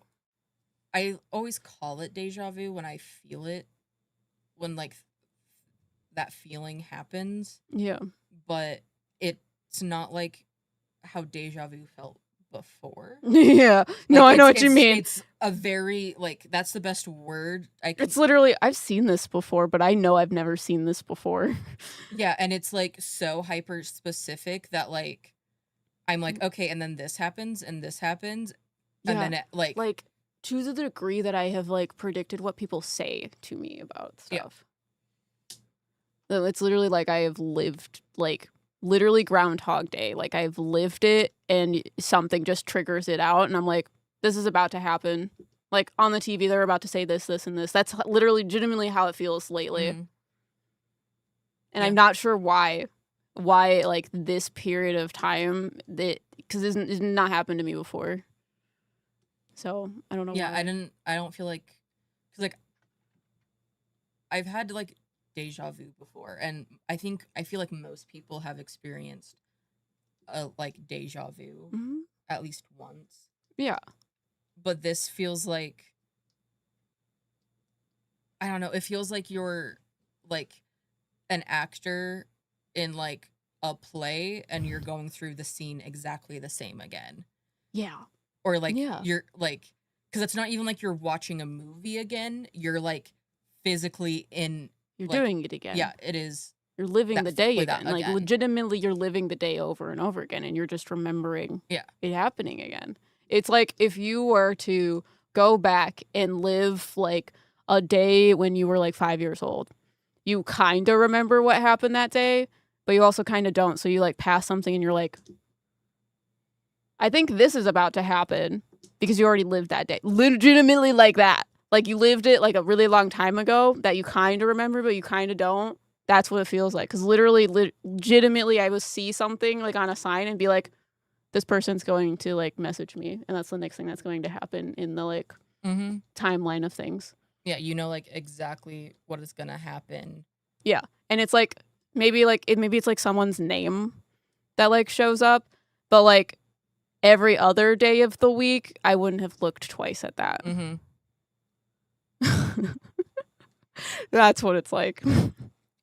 Yeah, so it's, I don't know, it's such a weird feeling because, I don't know, I've started just taking it as, like, this is, like, that moment whatever is happening like that day or surrounding it or whatever is about to happen is like significant in some way, shape, or form, and to like be prepared for what's about to happen. But it also, you're on the right path. It's like a guidance. But it also very much depends on like what is happening. Yeah, too. It's like a road sign. Yeah, I can hear Azrael up there. They're like running back and forth. Azrael is hangry today, even though I fed him.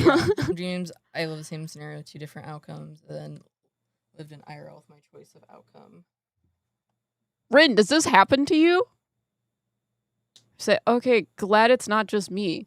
Does this happen to you? Because it is dysphoric.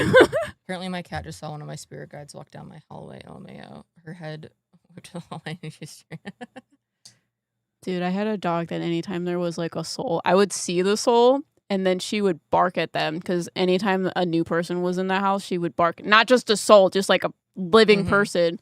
And I'm like, God damn it, I was going to ignore that. I was going to pretend like I wasn't seeing a person that wasn't there. Night, I didn't say anything because I was freaked out. But when we were in bed talking about things, I saw like shadow figures like walking through like in front of like the bathroom door. Oh shit, I did not see that.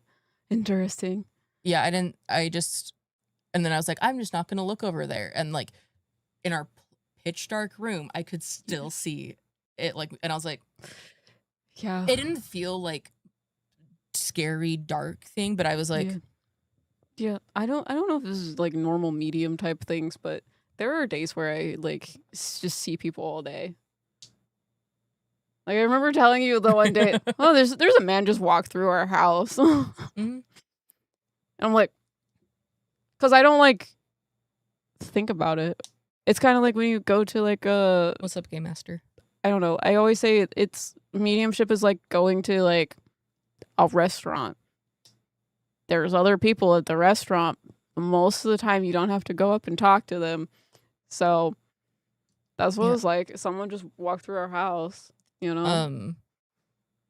I dream shared with my sister one time. Oh! I did that with my brother, Jay, once, but it was like deliberately because he informed me that one of his exes, who happens to be a witch, was like fucking with you, with him, because like out of nowhere she texted him and was like, I like see that you've been like you're like playing with like the magic and shit now, like just you wait, and was like targeting him with something. So I like dream walked him and intentionally? Like did you do it on purpose? No, intentionally. Okay, I just don't know how you do that, and you should do that to me. He like there was like a weird entity chasing him in the dream, so I stepped in to like change it, so then all of it stopped. He like remembered it from his point of view. It was do it to me. I don't think I've heard this story, and you should do it to me. And then, oh, sorry. Like, the next morning, she like texted him, being like, "What are you like?" She knew that something also happened. Weirdest fucking thing of my life. That makes me want to like. I don't know. That just makes me want to do witchcraft negatively on people. But I shouldn't say that online, but I did. I want to hex people and I want to know what happened and from their point of view. Yeah, and then I told him to get like tourmaline or something and like wear it for a while. And he like felt better, and then she like left him alone because she I don't know. Yeah, you should do that to me. Remember when you woke me up? Yeah. Mm-hmm. Literally, okay, listen to this, all right? I probably shouldn't tell the whole story, and I'm not going to, but listen, okay, so I told Riker that they need to astral project, and they need to wake me up around 3 o'clock, like 3 a.m., okay? I woke up sitting straight up in the bed. I literally remember in my dream flying through the air and hitting my body. And then I was like sitting straight up in the bed. I was sitting in bed. I was asleep, sitting in bed. This is not something I normally do. I wake up, it's 3:30. Also, I was in California. And I was on the other side of the country. We were on opposite sides of the country. Eastern time. Just to like... Yeah, so we come to the conclusion that time things are a little bit difficult to like get it exact, but not only did I wake up around 3 a.m., I woke up sitting up like this, like sitting. So I'm like, now I need you to do something else for me. Just because I want to know. I need to know. My mom's texting me. Apparently the family that was going to put an offer changed their mind. The wife decided the backyard is too small. Rude. Yeah. Hey, can I hex you for scientific purposes? Dude, we did that with our other friend, Vanessa. She doesn't like when I tell people that, but I'm like, listen, when we were painting, she hexed us to like have our socks. She was supposed to specifically do it to me. She doesn't have good aim. She can't do anything straight. I hope she'll never see this either. But like, she tried to hex Riker, that Riker would have their socks step in wet spots on their socks. But I think she hit me because literally, and this was so long ago, but while we were painting, a year ago, I feel like we were painting our living room and we kept moving the dog water bowls everywhere, and I moved them like 3 or 4 times, and I stepped in them and knocked them over 3 or 4 times. It was because the hex initially was to be like, it's winter time and we have snow here, so you're just gonna step in wet spots from the snow. No, I'm gonna step in the whole ass fucking water bowl. You need to have better aim. Or maybe my wards are just so good. Well, fucking help me. Then fucking dreamwalk me. I can try. I can try. That's the only time that I've like done that, like, and it was like, but she like called. So like, one of my least favorites. I don't know. That's why I want to get my brother on a podcast to talk about things, because like he has a very like limited like experience and knowledge when it comes to like mediumship, this kind of stuff. Yeah. But he has some of the craziest experiences, and it's hilarious. The first time I fucking met him, I think that was the first time I met him. Yeah. I was like telling him about this like situation going on in my life. I don't even fucking remember what I was telling him, and he just like closed his eyes. He's like, all right, let me just. And I was like, what are you doing? And he was like, I'm gonna try to go into your head and figure it out. And I was like, you can do that? And he like works with Heimdall, which Heimdall does. He's like a deity that does things like open up gates and open up pathways and stuff. So he was working with fucking Heimdall to make pathways in my fucking head. And he was just like, I was helping him get through my, what we call a mind palace, because other people use that, but I don't know if it's for the same reason. But there was like this brick building in my head.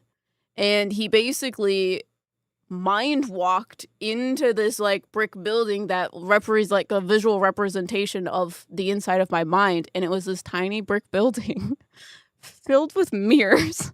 And that's where we got the mirror idea from, because you went into this and you would walk down the hallway and you would just walk and walk and walk and walk and walk in this tiny little house. And I was like, if you walk backwards, you might get somewhere, because it's mirror shit.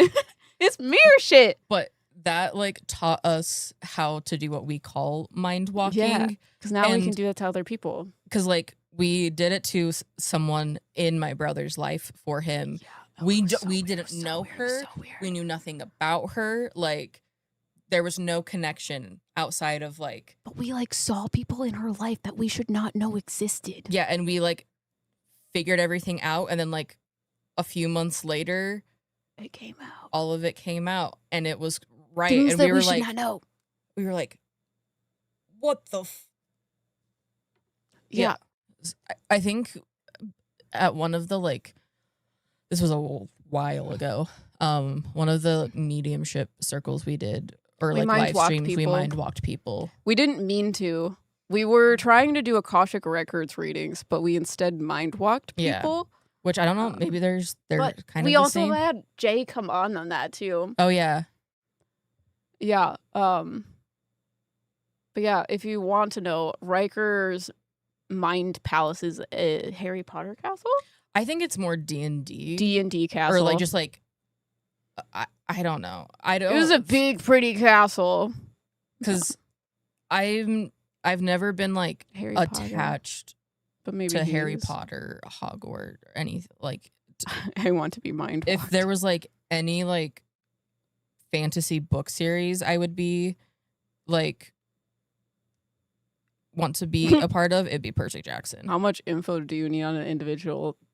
Do you need? We just need to know who you want us to do. We don't even need to know their name, what they look like, nothing. We had the girl's nickname, but we didn't even remember it. We just... No, he was like, there's this girl I've been talking to, and I started doing... Yeah. Well, I didn't do it like fully, because we like, all three of us went in. But like... Oh, yeah. I was... You don't need anything. I was snooping. We just need to know where to direct our energy. Mm-hmm. You know? Yeah, and I mean... But it was crazy. I think, like, she also lives in, like... That person lives in, like, Florida or something. Like, she lives, like, far away. Her Mind Palace was, like, a cottagey type looking thing, in my opinion. In, like, a field almost. And there was, like, a garage shed thing in the back. Yeah, there was... So that's where Jay went. I followed him in there to make sure he was okay. Lots of... And then there was weird shit in the basement. Y'all keeping your skeletons in the basement. Yeah. I don't know. Mind walking is interesting because I know you all are like, do it to me. But I'm like, it's intense. You have to be ready for like your deepest, darkest secrets and traumas to come out. Yeah. And like, yeah, there's like, can I say, when Jay mind walked me versus when Riker mind walked me, Jay takes up a lot of space. It was so fucking weird because you could physically see him like I could feel him moving around in my head. Becky, not fuck that. That's what I'm like. It's not like a fun haha. It's like, what's your most traumatic memory? Yeah, like we're going to enter your most traumatic memory, even if you don't remember it. We will. We're gonna figure all of it out. Yeah. Yeah, it's a very traumatic experience. There's still you can still watch a replay on Patreon. Because we were trying to do, we've never done Akashic Records readings before. So we're like, okay, I'm gonna squeeze my cheeks and we're gonna try it out. And we basically mind walked people without the like palace.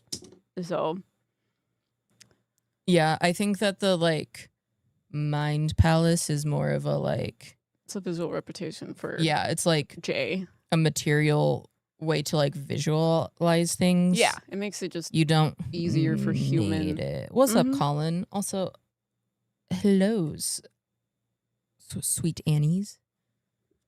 Yeah, Purple Waffles. I miss this channel. We're trying to come back.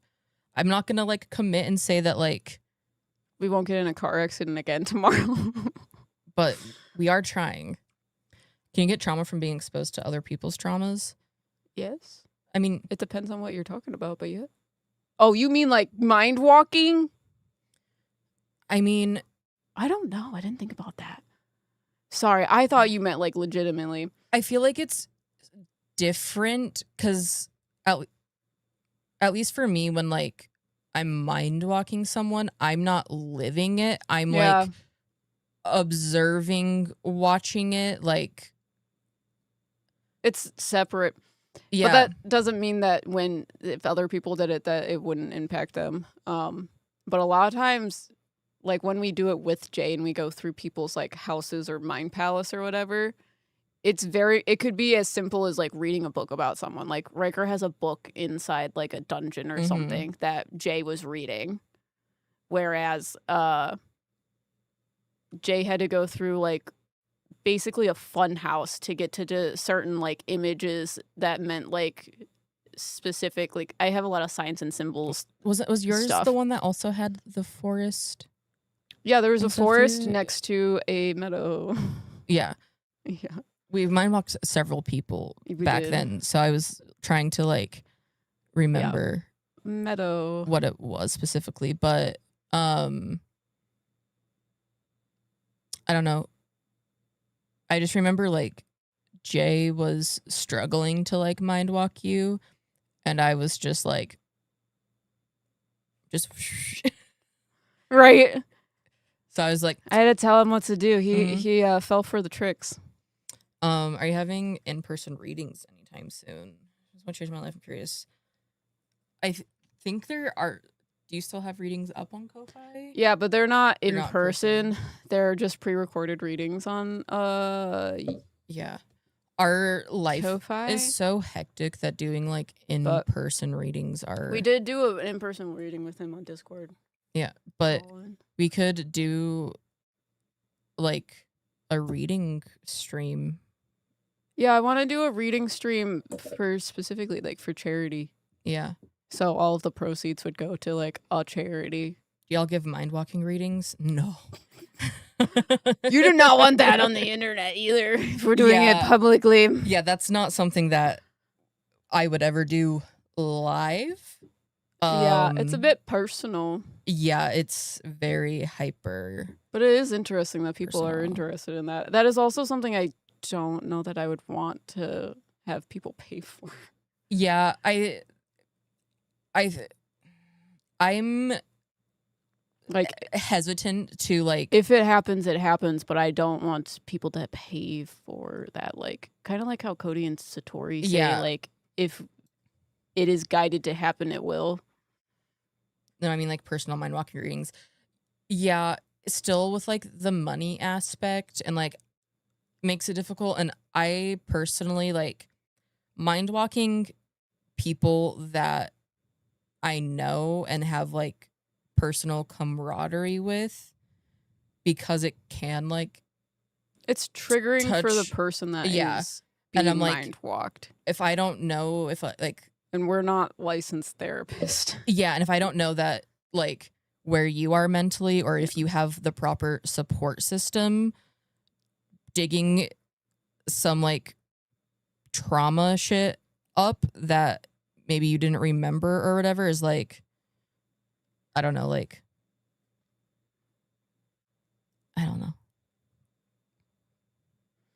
I just feel like I would have to have like rapport with someone and like know them enough to like. Yeah, it's not like I don't know, it's not like someone seeing your fortune or even like to the degree of like talking to your past relatives. Yeah, it's not even like a spirit guide reading, because like spirit guide readings can touch on trauma. This is like we would be going behind all of your walls.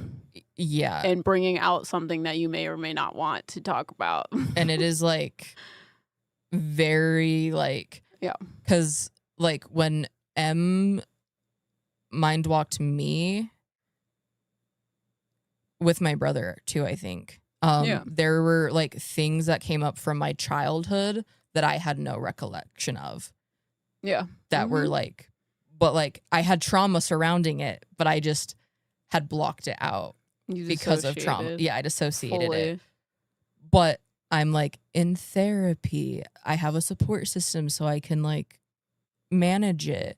And because we're not like licensed and being able to like, we can't give you the tools to help with whatever is brought up because we don't have the like education to do so. We are not licensed therapists. So that's why I'm like, I would not want someone to pay for that. If it happens, then it happens, because it is like something you especially because like we weren't even trying to mind walk people when we were doing it in Patreon. It and even happened. But even then it was a lot different than like, it's still different. It was still a very like watered down version. Yes, it was, because there were a bunch of people. Like in the call. Mm-hmm. But I don't know. It's also like, I don't know. People have very like complex trauma things. So it's like, Yeah. I don't know what, like, I wouldn't necessarily know what the like is happening with, like, I don't know. Ethics. Yeah, I just don't think I'd be comfortable with that. Yeah. I'm down to like talk about it, and like I think that could even be like a cool podcast talking about like mind walking, dream that walking. would be so cool. I would like, be so down. talk about like that stuff. People would be so interested in that. Yeah, or we can do like another dedicated stream where we talk about it too, like a live podcast type episode. Yeah, because I wouldn't be opposed to like reading people's palaces in the sense of this is what's inside your head instead of going into the castle though, because when you go into the castle, that's where the deep shit is. But yeah, besides the point, because like me telling you, oh, I have this little brick house that's like filled with mirrors. You don't know any of the trauma. That's my mask. I just described my mask to you. yeah. So yeah. But yeah, Colin, since we're just getting back to things and pivoting things, I'm not sure when we'll have just like readings available. But we'll like let you guys know. But yeah, hopefully things have changed in a good way because I remember your reading because it Yeah. was I related to it. yeah. To be honest, I remembered it. yeah. I Very clearly. We like weren't going to like mediumship read you and then we did. Yeah. On myself, I feel like it will be a good way of doing shadow work.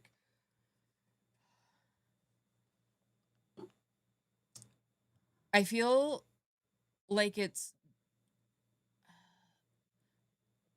I think you could do some of it on yourself, but if your like own like subconscious is blocking out trauma, it's going to be hard for you to get around that, to see it, because your brain is protecting you.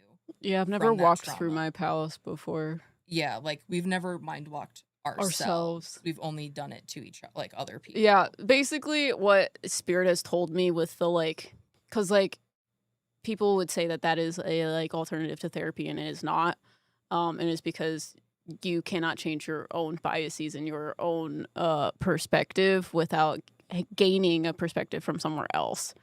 Yeah. So even if you're, because like I talked to Richard about a lot of like my mental health things, but there's only so much he can say that I will accept as like information. Mm-hmm. So if it's not in my head, he can't tell it to me. So like right now I'm working on changing my beliefs around the people that have left because I still put them on a pedestal. So my therapist is challenging my viewpoints or perspective on certain people. And that's not something Richard can change in me because I will look at him and be like, but what about this and this and this? And now I'm not going to listen to you because you're wrong. Yeah. So you can do some of it. You can like talk with Spirit about the things that you're working on, but you still need some sort of outside perspective to help change things. To at least like look Heal. at things from like a more like, I don't know, like unbiased way. More of like a third party observer versus the one like being like in it, like living it. Yeah. Because like when you've lived the trauma, you have a very specific like viewpoint surrounding it because you carry trauma from it. So it's going to be, but I think that you can like do like some of it, but I don't think you could do like a full mind walk on yourself. Yeah. Yeah. Because those things are put in place in your mind to keep you out. Specifically, you know? But I think that like when it comes to like shadow work and things too, I think that it's like,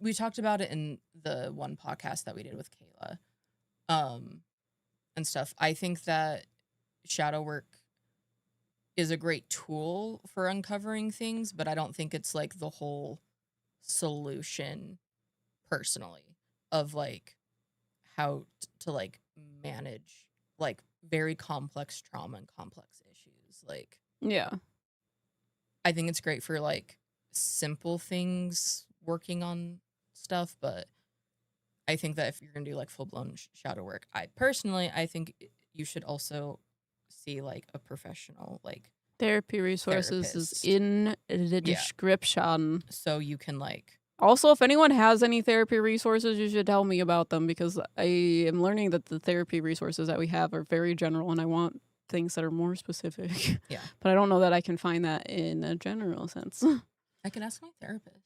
Yeah, because has any like we would need stuff that isn't just catered towards this area. You know what I mean? Yeah. Well, I can still ask her because she has resources. What for is it? Everything. The Therapy Today or whatever. Oh yeah.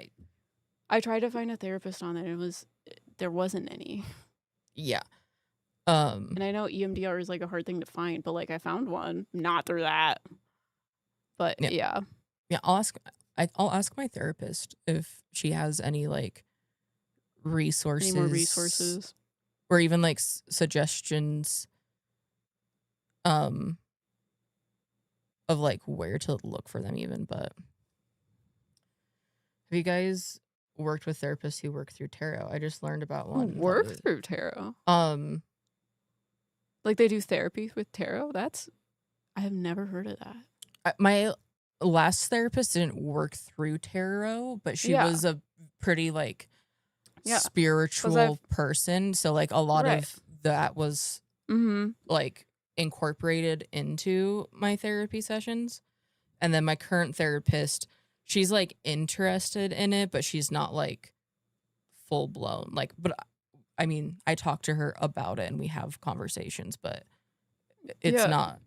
Because I've heard of like mediums being therapists and stuff like that. But I've never heard of therapists using tarot cards in their like practice or whatever. Also, yeah, I just started the EMDR process. Sorry, what were you gonna say? I was gonna talk about that. Yeah.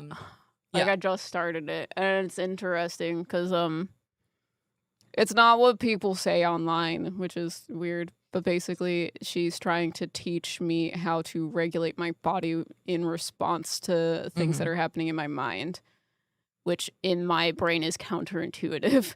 Because I'm like, well, you just have to fix the memories in your mind so that it doesn't trigger your body. But she's doing it the opposite direction, so that makes more sense. Yeah, I did EMDR with my last therapist, working through like trauma and then like some PTSD stuff with with my car accident when I was hit by a car as a pedestrian. Yeah, but I've been working with EMDR therapist about not trusting my reality because everyone in my life has had control over what I do and everything.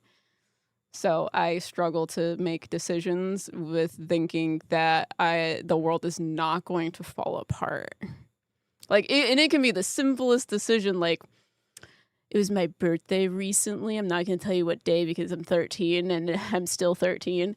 And I got to pick the movie that we watched. And immediately after, I was like, they hated it. They're going to hate me. They're going to leave. And then I'm not going to have a house anymore. And then I'm going to die. I didn't hate And that's why I'm in EMDR. And there was no indication that any of that was happening. And I knew it wasn't happening, but my body said it was. I also was the person who was like, we're going to watch a horror movie because it's your birthday. Yep. And you love horror movies. Yep. So. Yep. Decision making is still something I struggle with too. Yeah.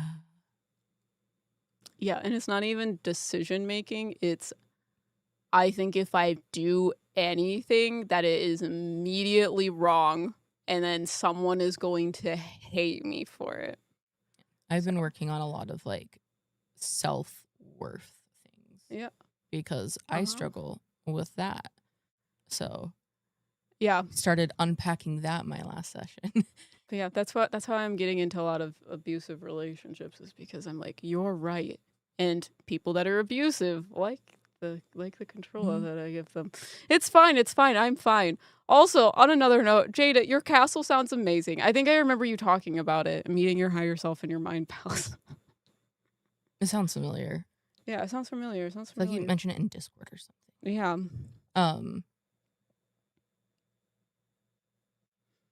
Yeah, I don't know. Therapy is... I like therapy. We watched Saw 10 on Netflix. I got a premonition during that too. Mm-hmm. But I don't know. I think therapy is great.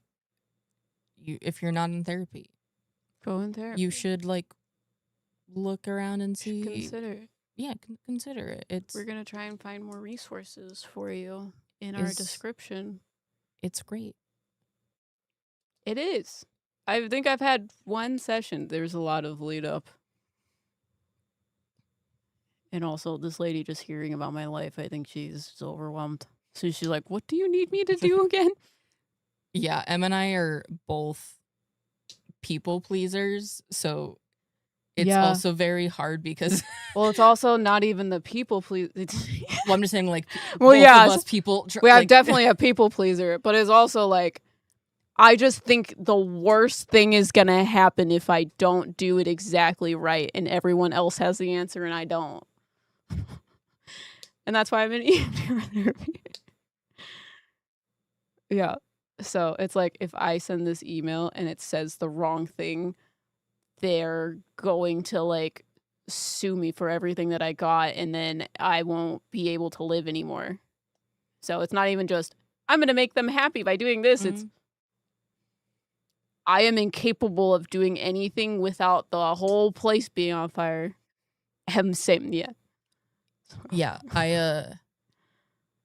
the like most recent thing that I've been unpacking with my therapist was my like anxiety about like being perceived as like lazy or not doing things. Yeah. So like, because of my like health issues, I have to like take breaks when like cleaning or stuff, just because like my back hurts or like I feel lightheaded, so I do like spurts.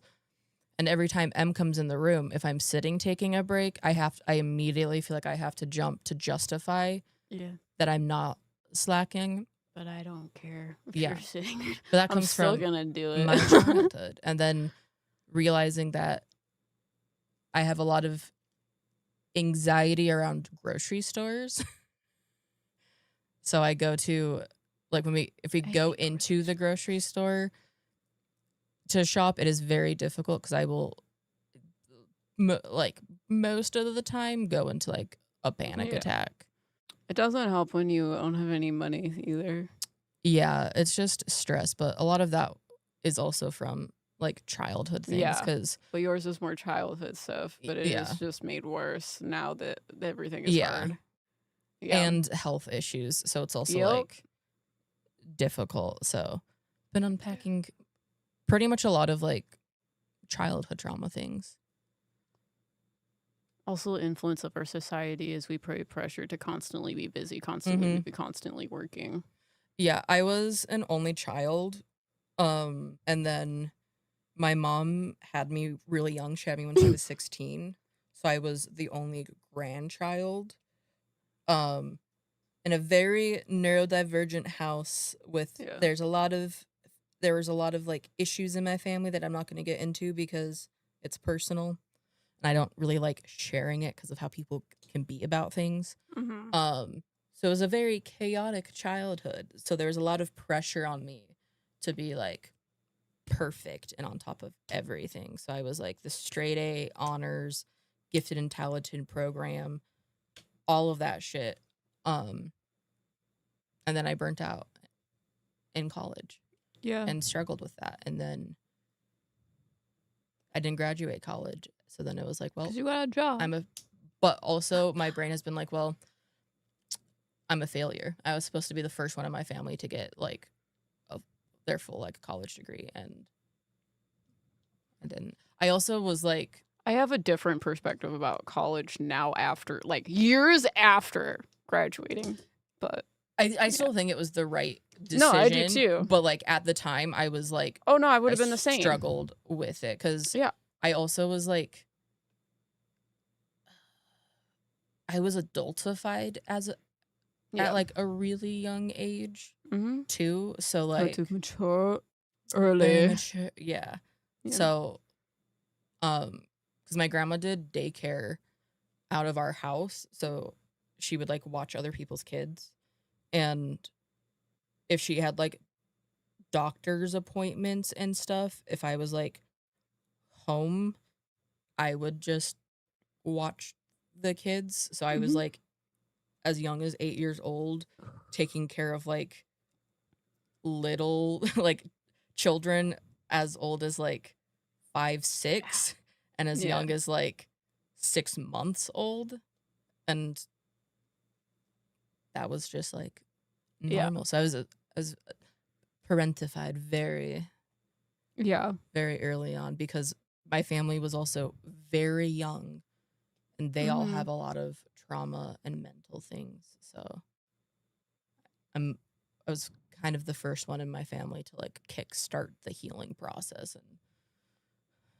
naturally. So everyone else has kind of worked on things. Yeah. But I don't want to make it seem like I had like a completely horrible childhood. It was chaotic, and there were a lot of bad things, but I do consider myself to have like a pretty happy childhood. I was talking about that with my mom. Yeah. When we were at your parents the other day. Yeah. But also, Kristen, energies and grocery stores are nightmares. That's what I was laughing at, because I'm like, you're fucking right. No one. I say no one likes going to the grocery store, but I do know people that like going to the grocery store, and I'm like, I hate it. The lights, horrendous. The people, the noise, horrendous. And then everyone's just like in your way, or like it's also when you look 13, people come up to you and they're like, "Do you need help with that, ma'am?" And I'm like, I'm an adult. Don't talk to me. Why do I look approachable? I don't. So most of the time we order groceries. Yeah. So we like put in the order because it also makes it easier to see like the total of everything as we're going versus having to calculate it. There in the store. Yeah, anytime I go to the grocery store, I like calculate how much it's going to be so that we have enough money to like do it. And then we like drive and pick it up, so they just put it in our trunk and then we drive home, and that's great. I can handle that. I hate the grocery store. But I hate the grocery store. Even not being poor, I hate the grocery store. It's a fucking terrible place.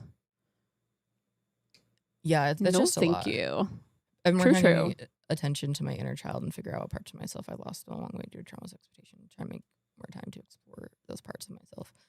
Yeah, I feel like I've been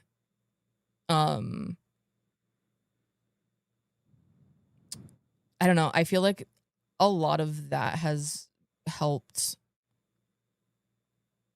helped me by being in a relationship with M, because I'm able to be more of myself, and I don't have to like hide like I don't have to like mask or like shove down the parts that other people said I was weird for having that behavior, and then I can just be autistic together, and there's no like judgment or anything. So a lot of that has been getting fixed through just being with someone who accepts. Yeah.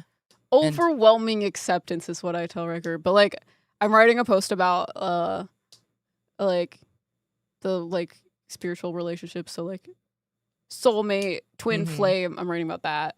Because I'm like, I've had experiences with both now, and both have literally changed my life.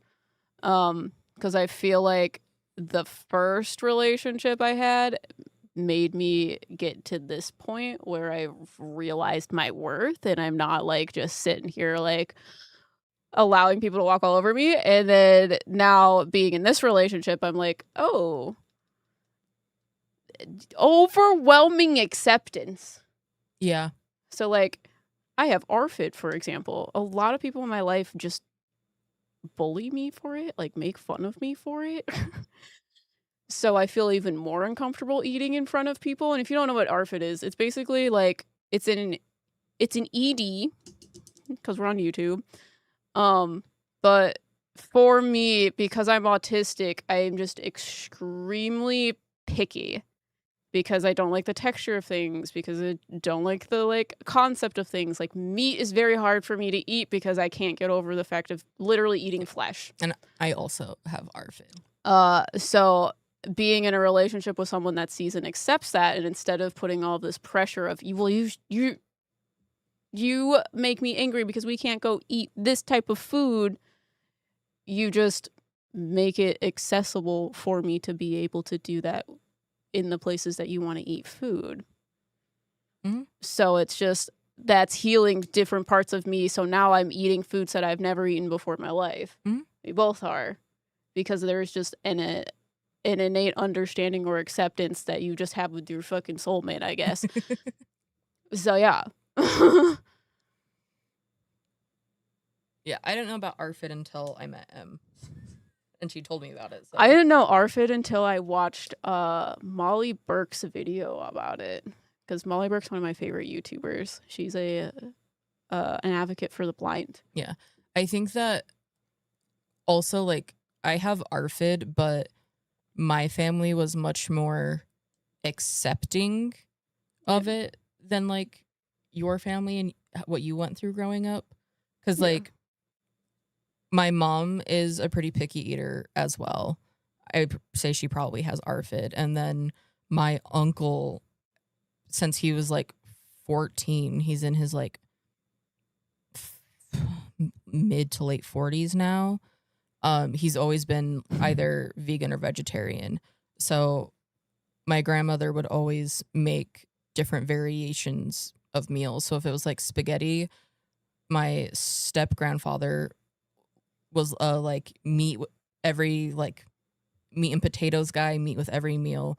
So she would make like a specific meat sauce for him, and then would make a like non-meat sauce for us, or like there was always like that kind of like acceptance of like it's not a big deal, like and there's obviously like when your child's not eating things, like how do you deal with that? But a lot of people are asking like about like I had never heard of ARFID, so I should probably explain like what it really is, because not just autistic people have ARFID. So basically ARFID is, I'm gonna say it once, an eating disorder, and basically what it is and how it's different from other disorders is that you are not focused on how you look. It's not a like, I need to lose all of this weight, I need to be a certain size, all of that stuff.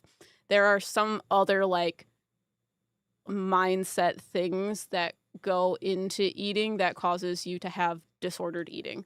So a lot of times people of the autistic community have ARFID because they can't deal with the like textures of foods. Yeah.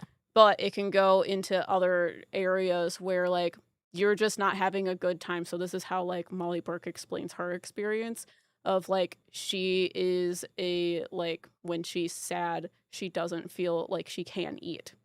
So during the day, because she is so like depressed and anxious, she can't eat without throwing up. And she's not making herself throw up, it's just too much. So she's like, one of the ways that I like had to like adapt to it, it was to basically wake up and immediately eat before the anxiety caught up. So ARFID isn't just a like autistic spectrum type thing. It is goes beyond that, but it's the main concept is it is disordered eating that is beyond the I want to look a certain way type thing. So just so you guys know, like I struggle with like the Kraft boxed mac and cheese because of like too many like negative like associations with eating it as a kid. So now like the thought of eating it makes me physically nauseous. Like I like thinking about it will make me throw up. Yeah. So there's like I have a longer list of foods that I don't eat. Did you hear Asriel? Yeah. She's meowing up in the he wants his food. It's 21 minutes past his dinner time. But I have a longer list of foods that I don't eat than I do our food. Yeah. So, but I don't know, we find things that we can cook and eat. Yeah. And we adapt and yeah, because there's just a lot of people that are weird about it, like ARFID things. You can think I'm weird or not. So like one of the I don't like mushy things.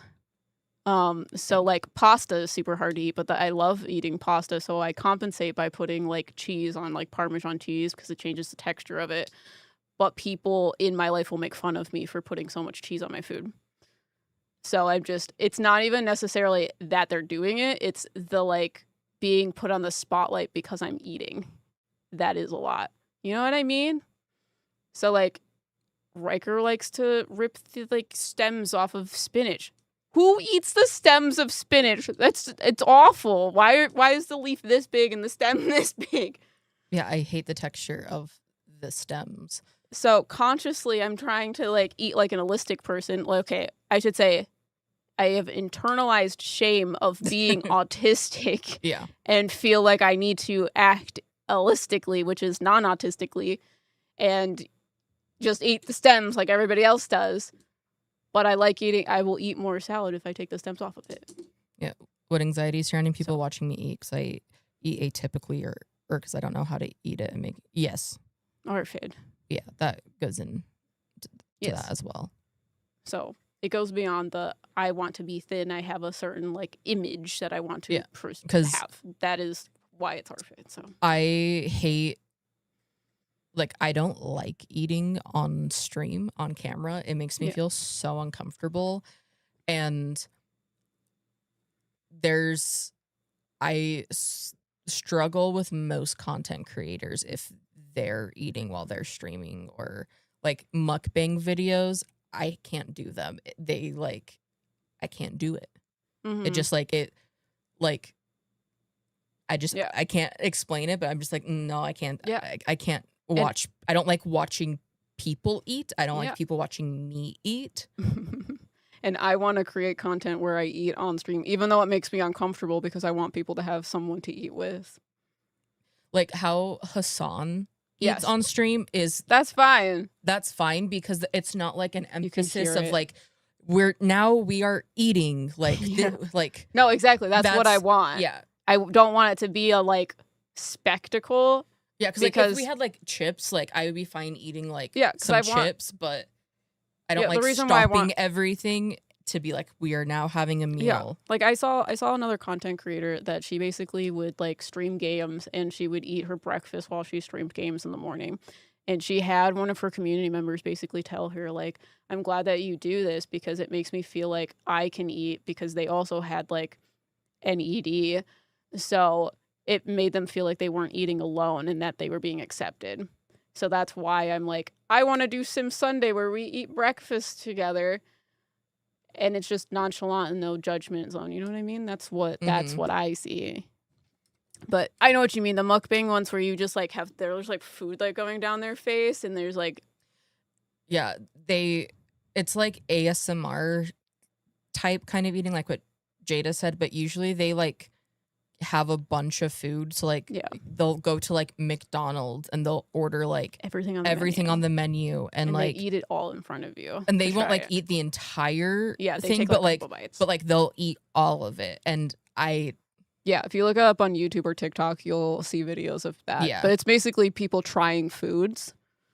And like I love that content. I don't necessarily love the like ASMR stuff. Like, I just like watching people try things. Yeah, there's a dude, his name is Liam, and he's like, his like handle is like the plant dude or something, but he like looks at a lot of like, he reacts to people's like recipes and tries making them and eats them, and he's like, wow, that's clear. like there's things, or gosh, what's his name? He's like huge on TikTok. I completely forget the like. While you look that up, I watch Noelle Cheney. And she's a teacher and she does her school at lunch. So she eats school lunch and shows everybody what she has for lunch. And I love those videos. But she's not like sitting there watching. I'm not watching her chew for the most part. I'm just watching her eat food. I don't know.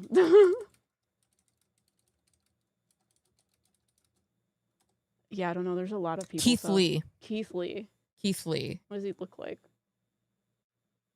Maybe I've seen him once.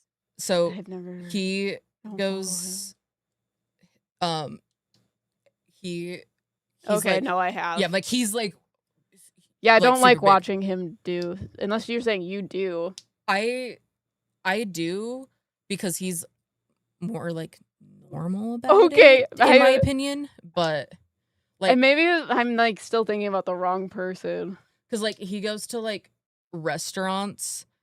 And like he'll I feel like I haven't seen him before. Yeah, because so like he'll go in and be like, I'm at this restaurant. He usually sends like his wife or a family member in under a fake name so people don't like change the service or like food and like special cater to him because when people find out that he's in the area, they change everything to try to like get promoted. Yeah. But so he'll like he'll get something off the menu and he'll just like try it and say like, I like this about it. Or like, this isn't that good. Like, yeah, no, exactly. But that's like, because I think I watched that video. More casual. I think I watched that video with you where they like they asked the waiter for one of their regulars, like the happiest regular, your favorite regulars meal, and then your least favorite regulars meal. And then he tried them to see which one was which. I don't remember. I don't think so. I don't remember that. It was weird. They were at a diner, and I don't know if that was the exact term of it, but he got like,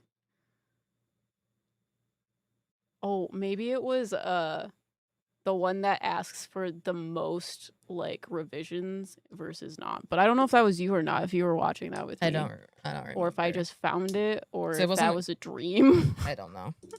But I don't know. I like watching people eat things, but not in a gross way.